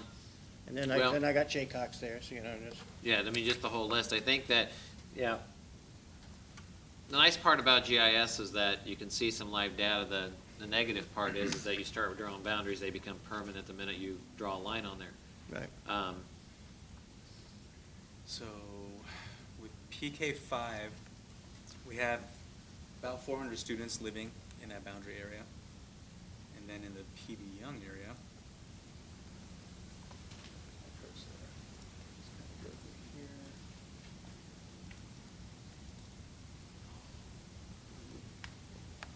We have a wonderful chat coming up with the city council in early February. So, it could be that there are things that they haven't shared with us yet that they may want to share with us. Well, sure, so 500 there, so we'd have roughly 900 students And capacity right now, of Lafayette, Winona. of course, we know it's not K-5 or K-8, but, well, again, middle schools are a little bit easier. yeah, to they are. Fit They go elementary the other way kids in, around, but, yeah. Do you have that up? I do. Hold on 1 second. Just gotta blow it up where I can see it. They would fit. I'm just asking for us to think, Sure. because, we have a nice chat coming up in February. But here's where we have to go, and I know we still have high school information to consider in CTE and whatnot. But here's where we're gonna have to land tonight, and that is providing Tracy Lee, the company, with some directives in terms of what are our non-negotiables? What information do we need in the final report to help us in our final, or the next stage, may I say, of our planning? And I think, certainly he's providing us with courageous honesty, which I'm deeply appreciative of. I think we need the facts, and I'm a believer that the facts are your friends, whether you like them or not. But we have some decisions we've made, and we have to be courageous in stating whether or not we are reconsidering some of those decisions. And if we aren't, then we need to communicate that clearly so that the report reflects the information that we need based on the decisions that we feel firmly about. One such decision that we have grappled with and concluded, and of course, as Rodney mentioned, several are already a part of a proposal that is being considered.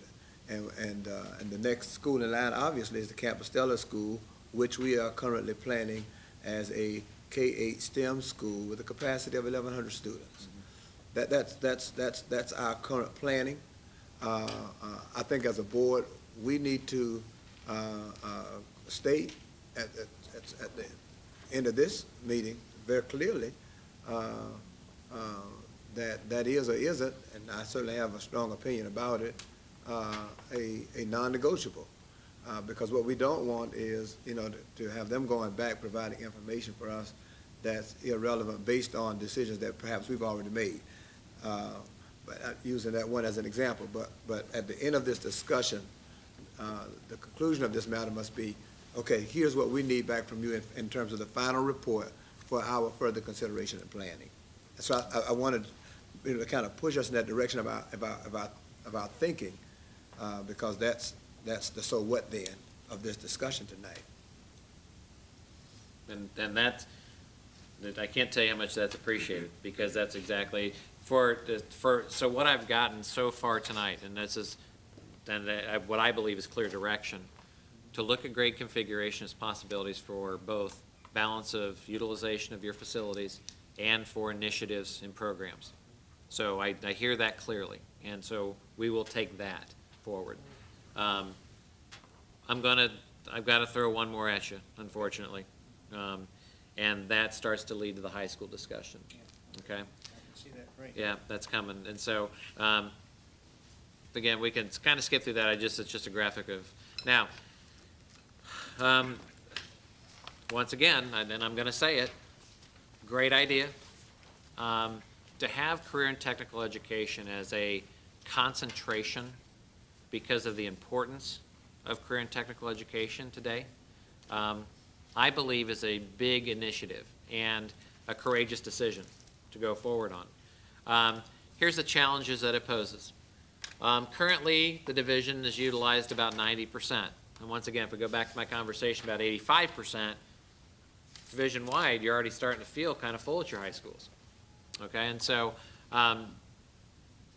looking at these and trying to figure out, okay, what if we were to take, again, the direction is that Lake Taylor has been identified as a career and technical education building. So technically what you have to do, because a career and technical building like this, and again, I think part of it is committed to its neighborhood, but also to attract students in for pull-out programs, is my understanding.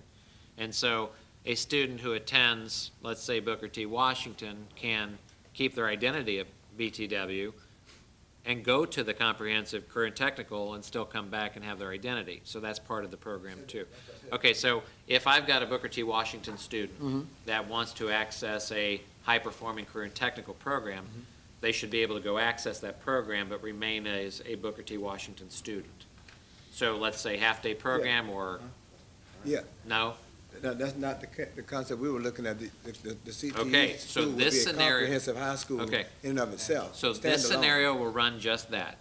We'll run just that scenario, where Okay. students stay at the comprehensive high school. Right. That has a career and technical component to it. This is what this scenario shows you. Okay. So what we do technically is we have to take, because it would be a division-wide program, is we take the boundary away. You take its boundary away. Correct. Okay? In that scenario then, with the remaining 4 high schools that you have, you'd have to create boundaries for those buildings. Right. And so if you do the current live-in out there, that you see that the utilization of your buildings on paper, all of them reach 110% utilization in a redrawn boundary scenario, which means lifting the boundaries off of every building and redrawing them, because that's what you're gonna have to do. And which is a good idea anyway. I mean, you might as well, we kind of say everybody comes to the altar on this one.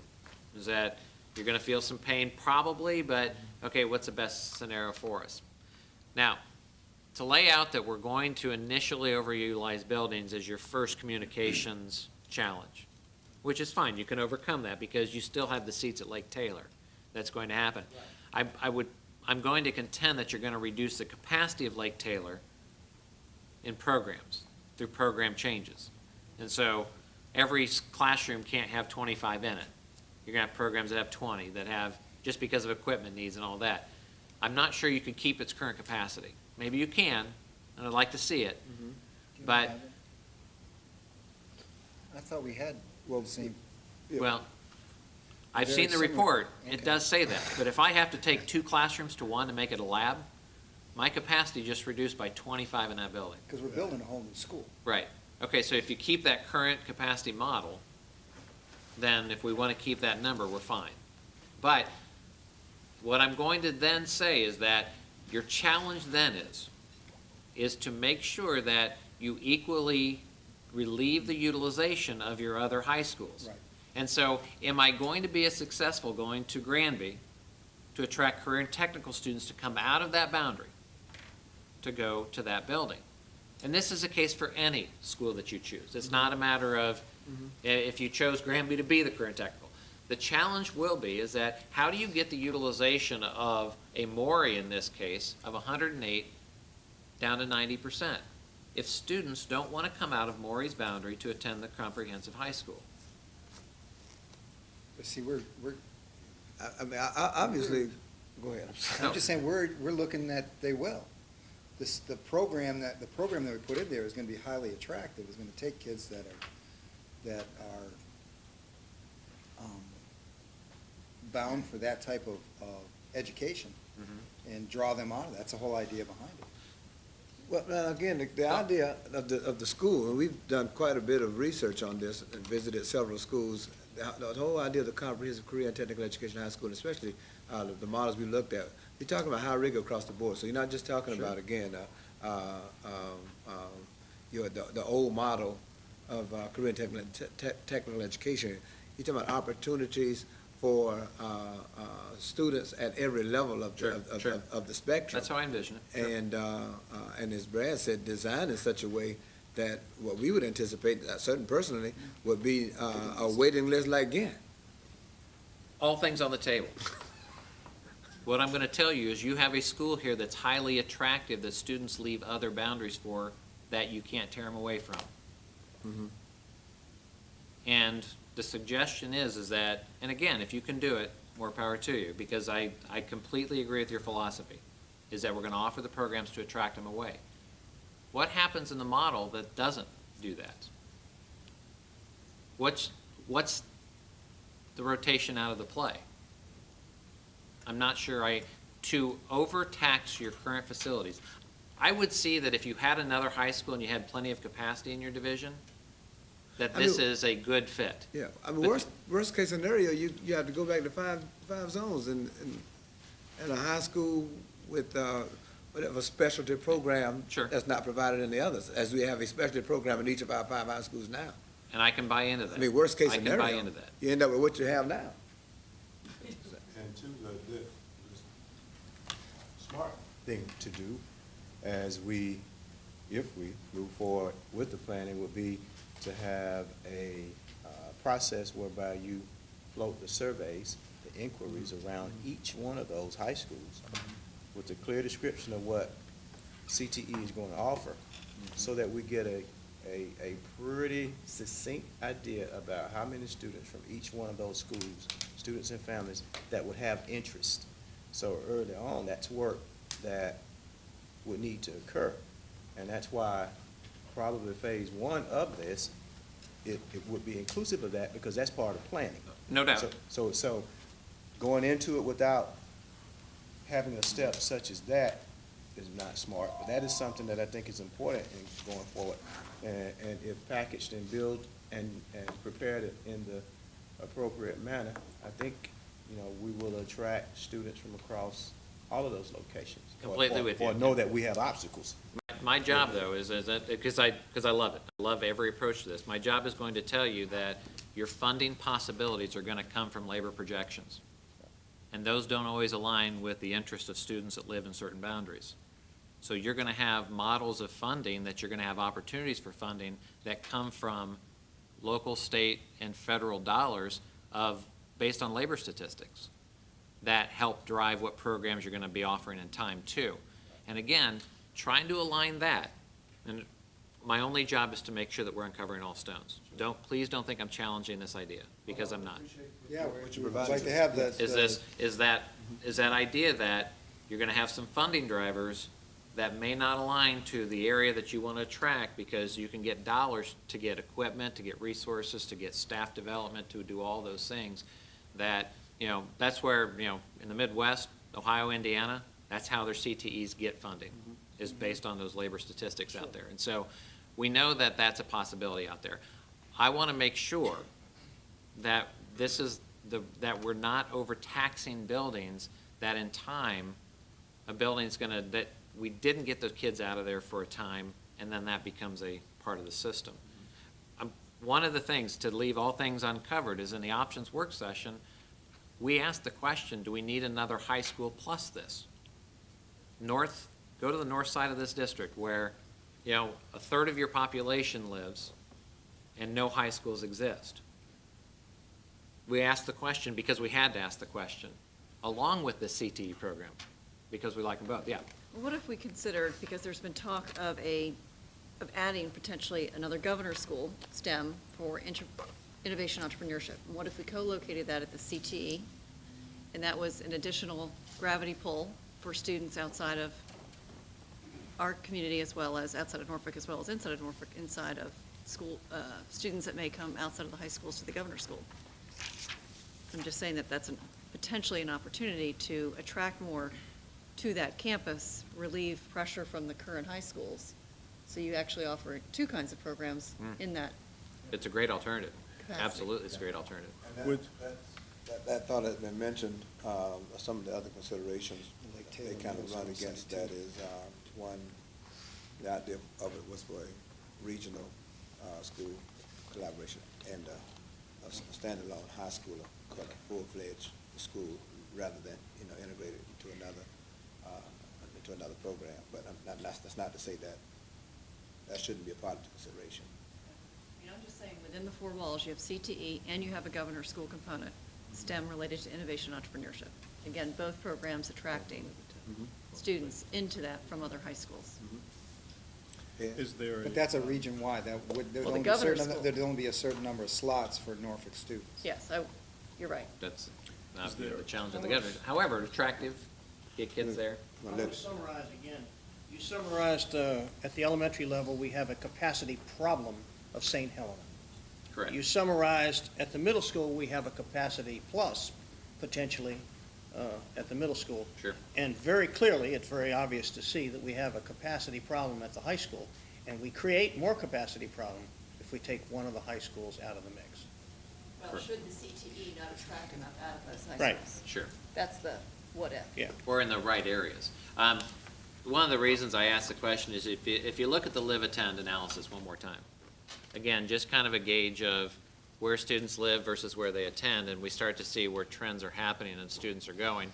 And again, what you do is you go down to see what would be the enrollment, so that attend number, 1183, 1944.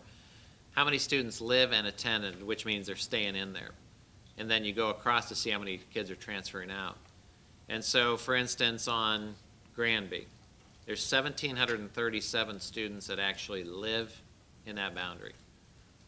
And 126 transfer out, which means less than 10% actually leave that boundary. Conversely, you have Lake Taylor, Booker T, where the transfer rate out of those buildings exceeds 20%. And so, once again, one of our analyses on this was to figure out what keeps kids at home as much as we can, if we want to. At the high school level, choice is important. But remember, choice, the opposite side of choice, is that the more choice you have, the less sort of foundation of community you have. And so, let me go back to Philadelphia. 60% of students transfer outside their current boundary at the high school level. 60%. No high school has any sense of it belongs to their community anymore because no kid stays in their neighborhood to go to their high school. So they go to the elementary school, that gets to the middle school, that then decide we're going to go somewhere else for high school. Now, at some level, choice is healthy. We all know that. I think we can all agree to that. But at what point do you want to maintain sort of how do we keep those 300 students in the Booker T boundary? What's going to do that? Is it going to be renovation of their facility? Is it going to be a program change? Is it going to be a feeder alignment that allows for more continuity in that building? There's all kinds of options that can allow that to happen, but sometimes the question is, today, why are they leaving? Or Lake Taylor, or why are they, the opposite, why are they staying at other schools? Is there a possibility of reconfiguring the use of the middle schools in conjunction with the elementary schools to free up capacity in those middle school buildings to do something with the high school over capacity?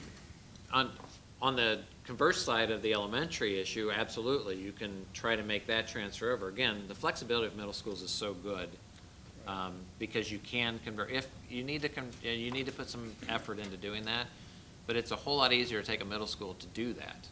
Right. So, do you see the possibility of freeing up your capacity at the high schools by using the middle school facilities?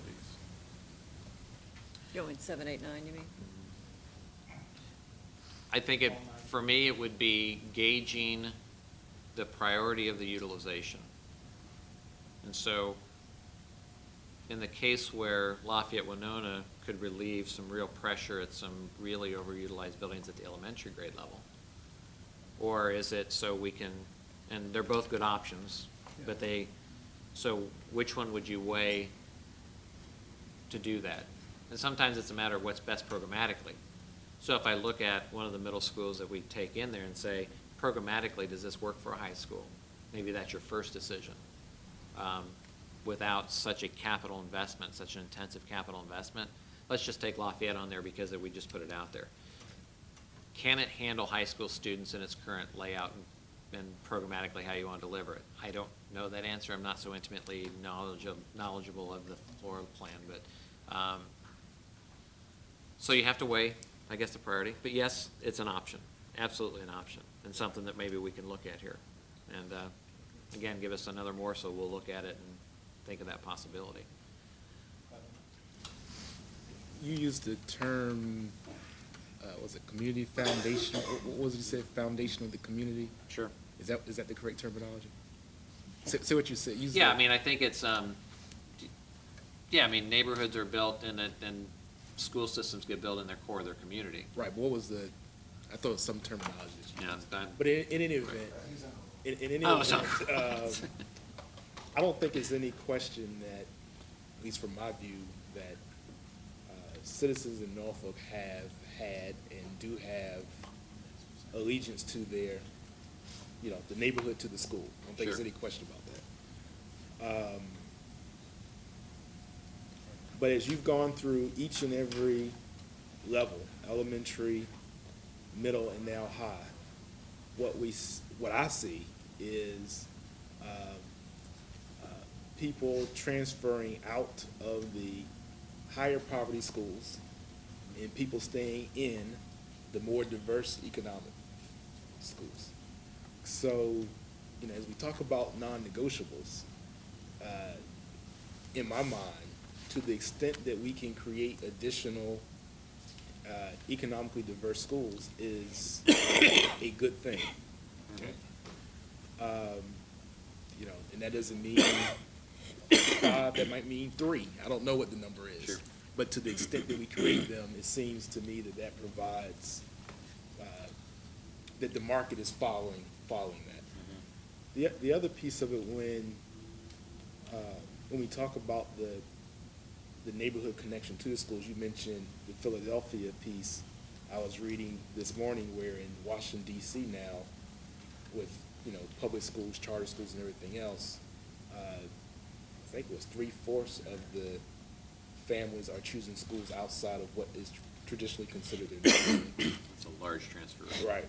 So as we talk about competing, so in you know, Virginia Beach and some of our surrounding suburban communities that are obviously younger than we are, I don't think that same neighborhood allegiance is there.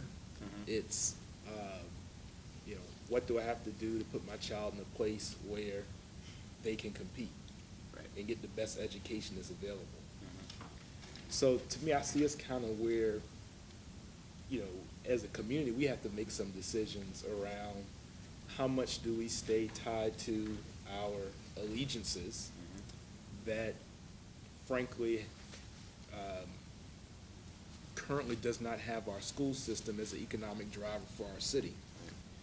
And how do we then begin to transition to some degree? I don't know what the threshold of tolerance is. There it is, yeah, threshold. But finding that Good word. threshold of tolerance where we can you know, continue to have as much allegiance as the community wants to have, but also being able to face some harsh realities that if our children are going to compete and our city's going to compete, there may be some things, some sacred cows we have to give up. Sure. So, in my view, part of the reason we keep going around in circles from MGT to where we are today to where we might be 10 years from now is the unwillingness to have that conversation.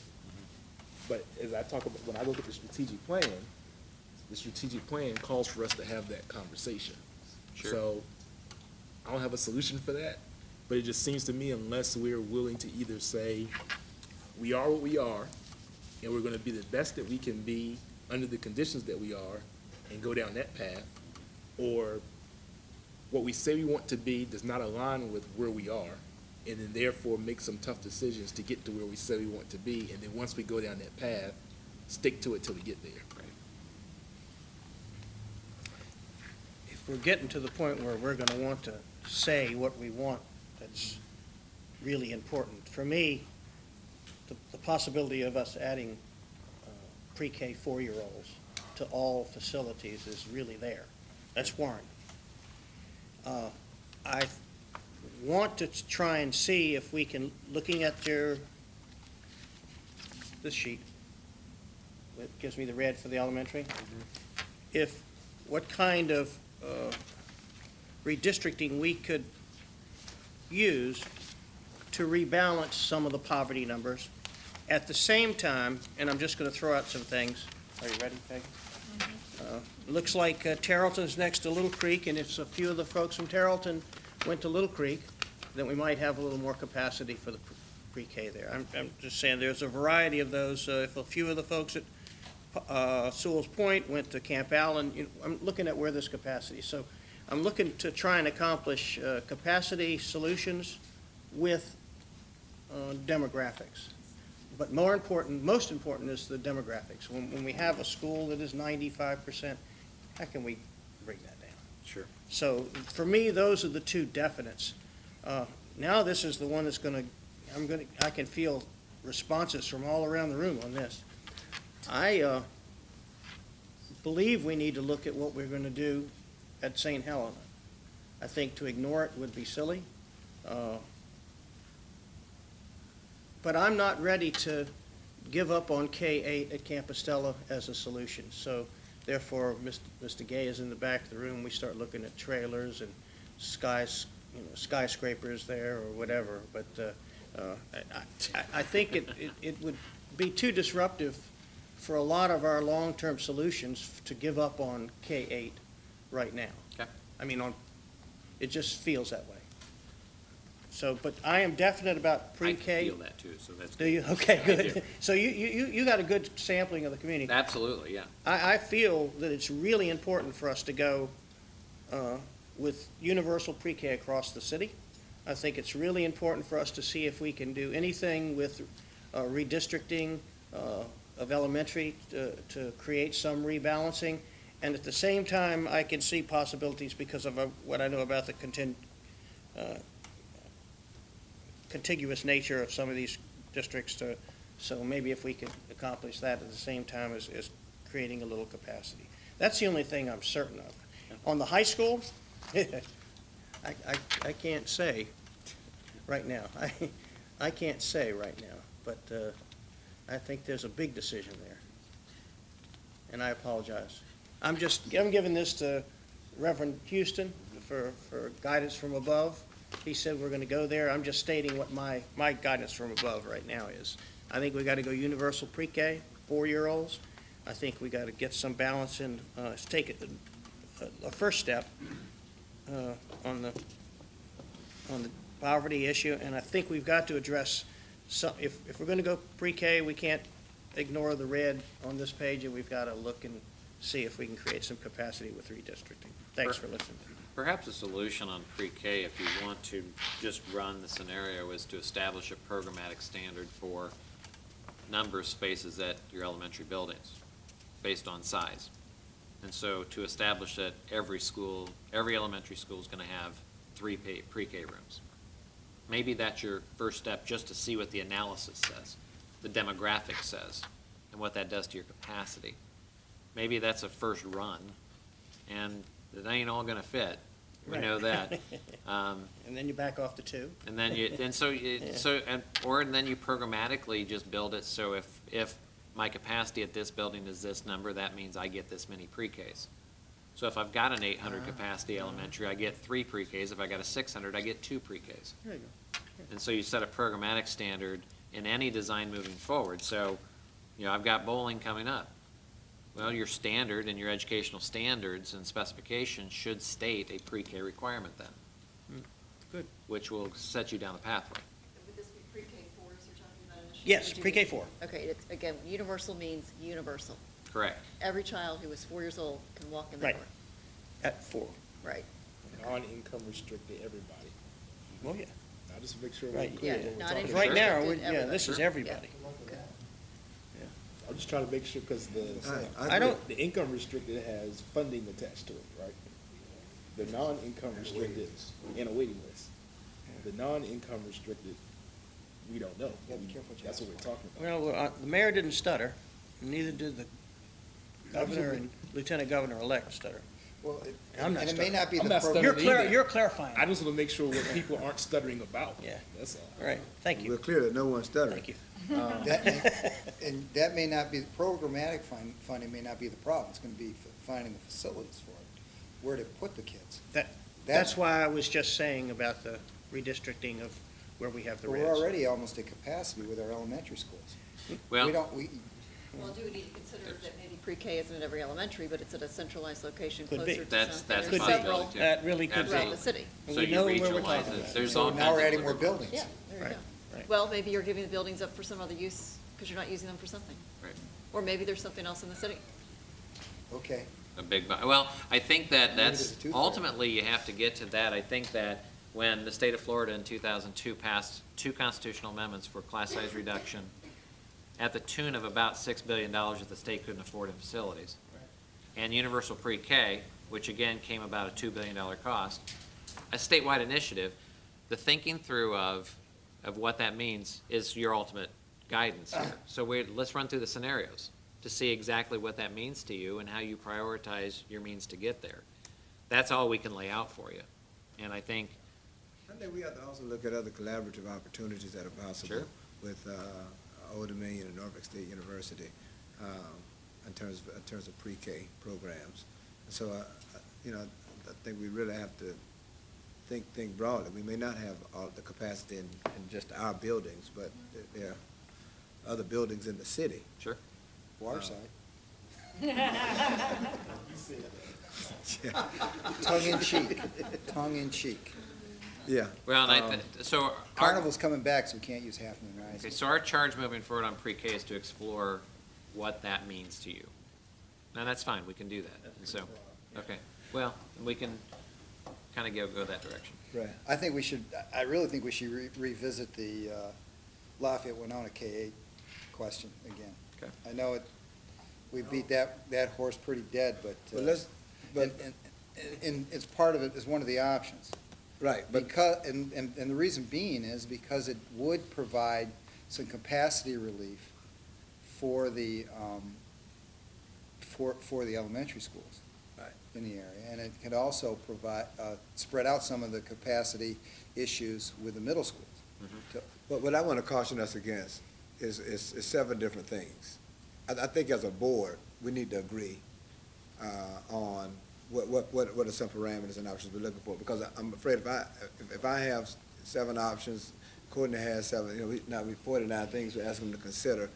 I think we want to be careful going down that road. So I want to encourage some agreement, some consensus on options, because I might think it's a good idea, but if the board is thinking, the rest of the board is thinking, yeah, it's probably not, it's going to fit into our master plan here in the direction that we're headed, do we really want to encourage that much more labor for them?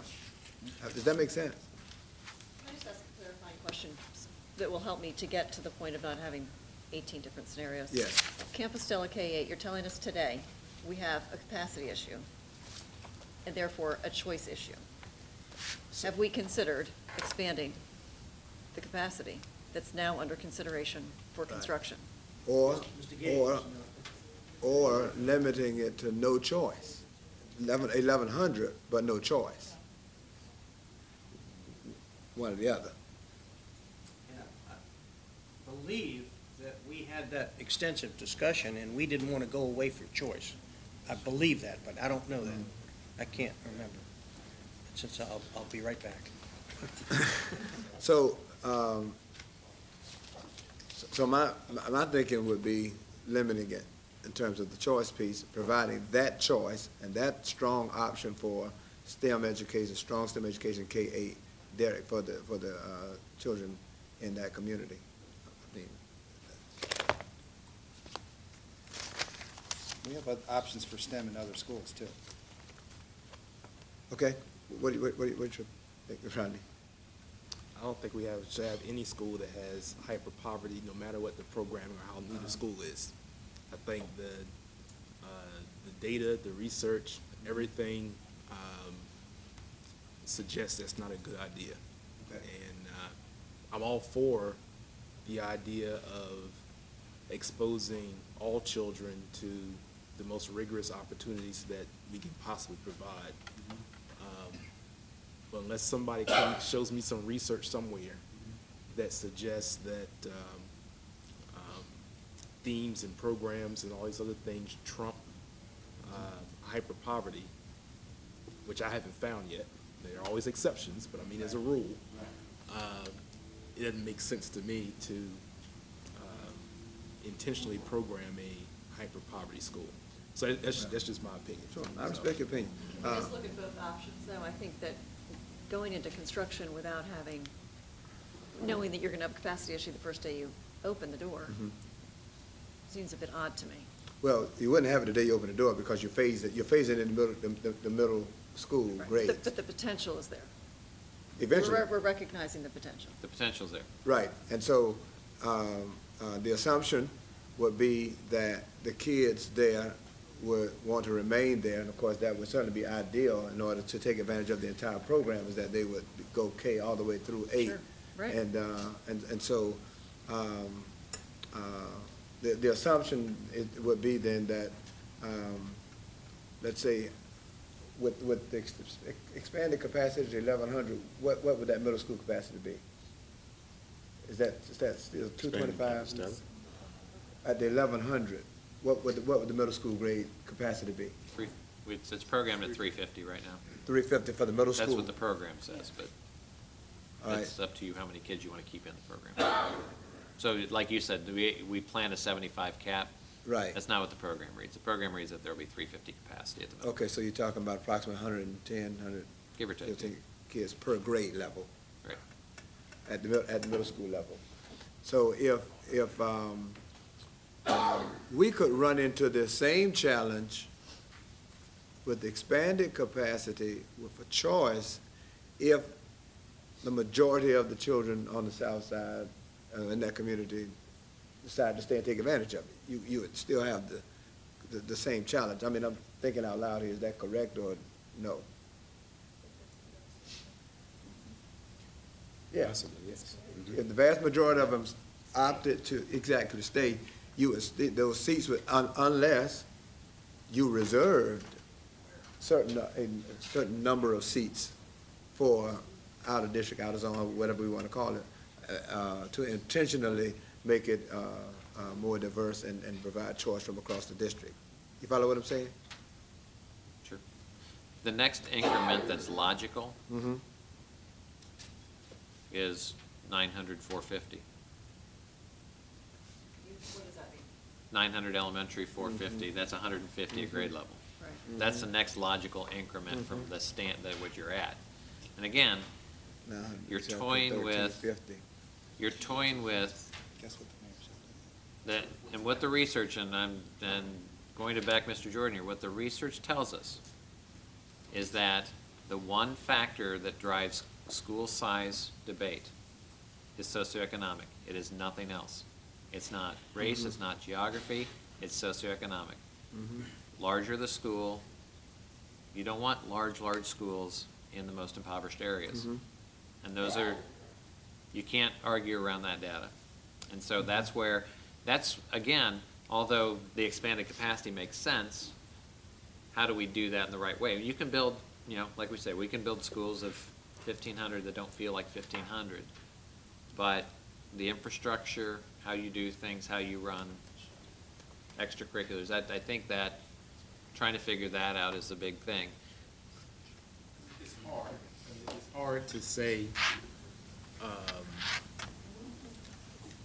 it is a difficult conversation to have. Sure. To say that you live in an area, you have a new school, but all the research suggests it may not be the best thing for everybody to go there. And that's exactly right. And that's a hard thing to say. That's a hard thing to say. And look, it's hard as somebody who sits on an elected board to say that too, because that's not an easy statement to make. Right. That's why I think this conversation, and we've talked about this all along, Campustel is the hardest decision we're gonna have to make here. It is. There's a lot of drivers that don't work together here, unfortunately. We're assuming that we're able to attract students across the river.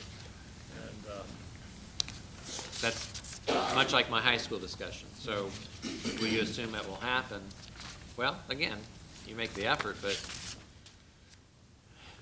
Are we moving in a direction for choice versus no choice, or where, because I had to step away. Sure, so with the Campbell piece, I think we could make a decision here to be clear on what options we desire to be brought back in the final I mean, report. are we leaning in any direction so far while I was gone?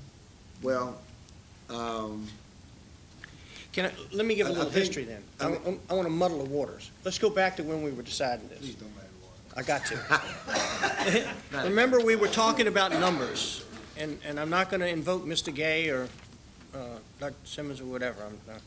But when we were originally talking about numbers, we were trying to stay within an amount that the city was going to authorize for the school. We already know that the amount of dollars that the city has authorized for this school doesn't fit anyway.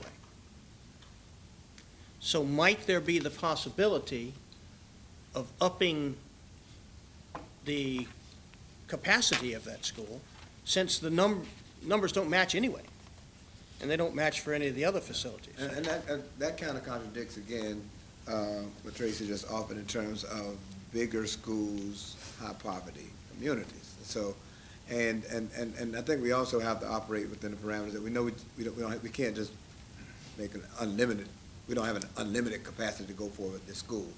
And so, what's reasonable in terms of manageability for the school?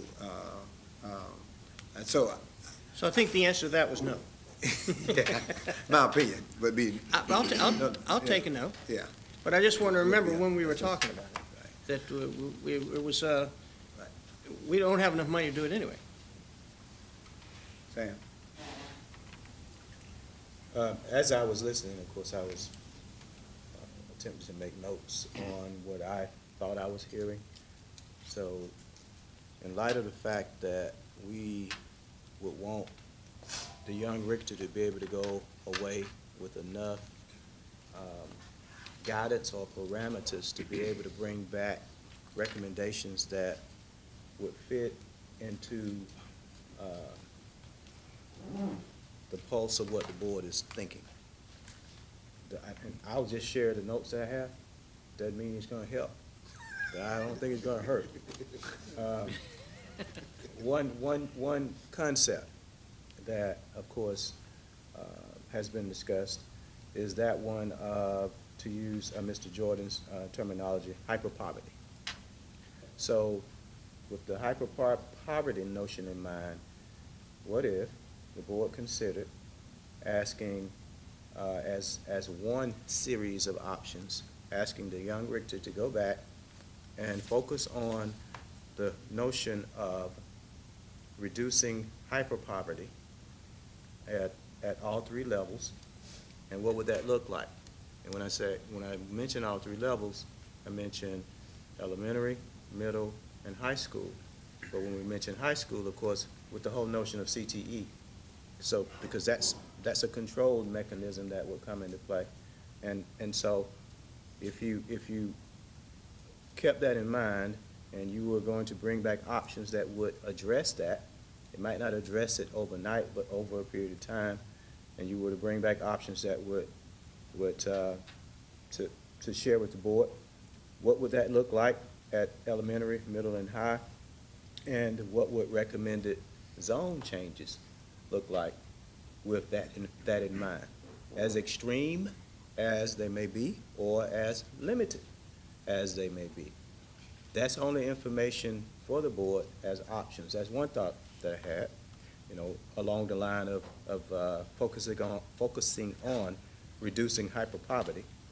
The other would be, what if the board considered asking DeJONG-RICHTER to go back and work on a series of options within the parameters that would allow us to move forward with Campus Stella as K-8 STEM, as has been discussed, and it has been discussed at 1,100, and based on what I think I heard, because of the numbers, et cetera, it is very difficult to consider choice. So that's no choice. That's a no choice thought.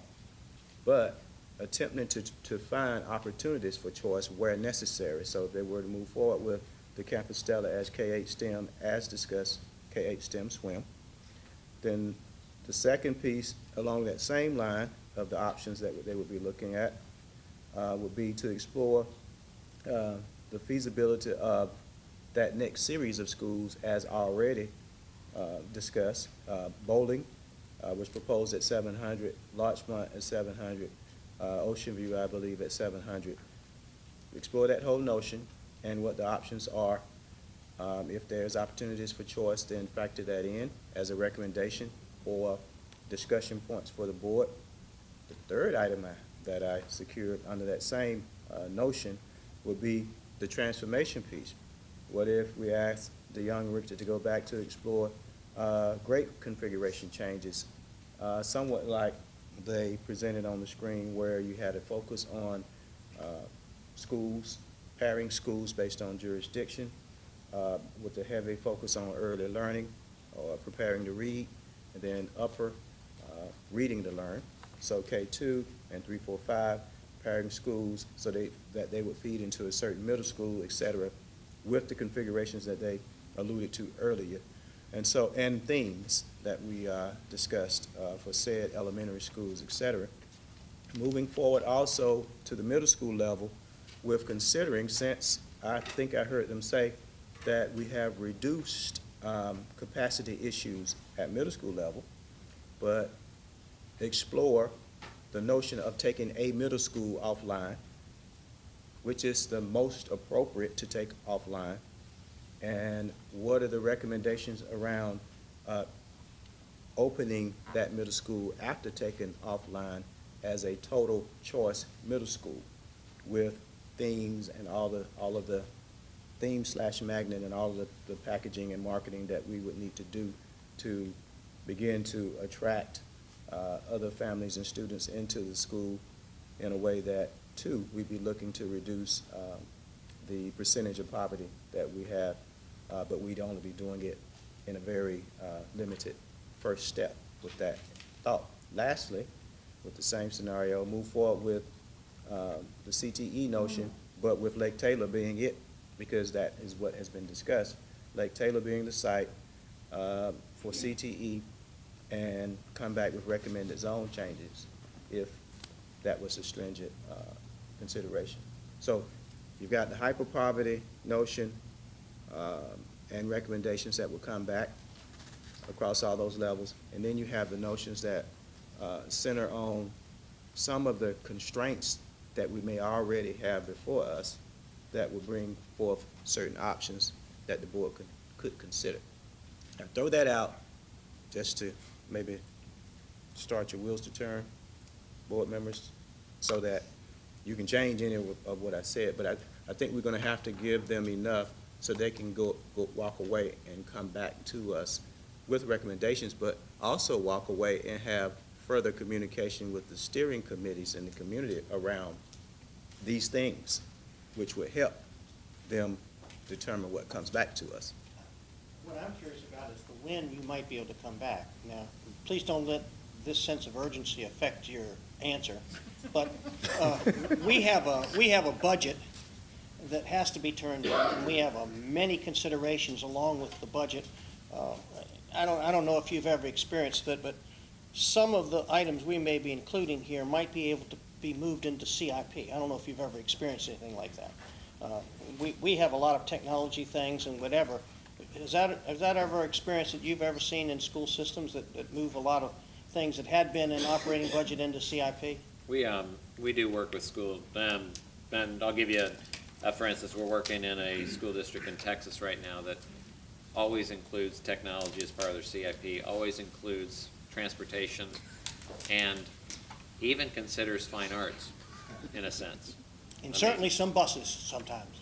Oh yeah, buses are a big part of that, but even just life cycle stuff. But and I'm seeing some even consider, this district happens to be looking at fine arts short-term capital solutions to provide students who can't provide for their own for band uniforms, instruments that are district-owned, but that students have access to expose them to more fine arts.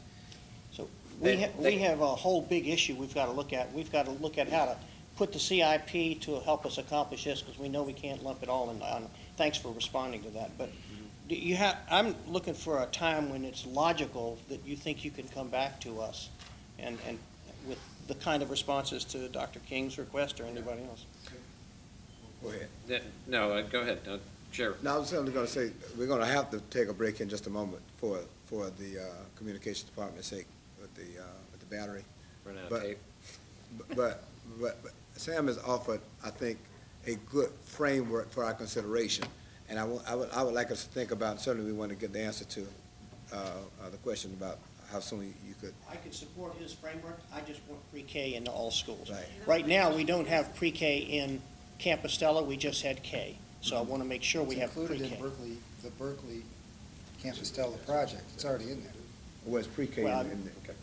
So, if I may add, because of what I heard pre-K, but if I can add to the middle school discussion, I heard not only choice, but I heard elementary school relief and reducing utilization at that balance at the middle school.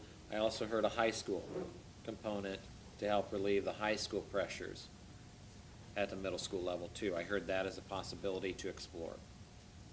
An additional, a sixth high school? Using a middle school as a Using a middle school, component to okay. that relief. That one's not gonna work. Yeah. You can't use any of our middle school for high school. Okay. Yeah, I Ninth didn't grade? quite see that either. Okay. Not ninth. What, you see, you Go down to can't, elementary, you can't get high school. you see, you cannot add a ninth grade academy at the middle school?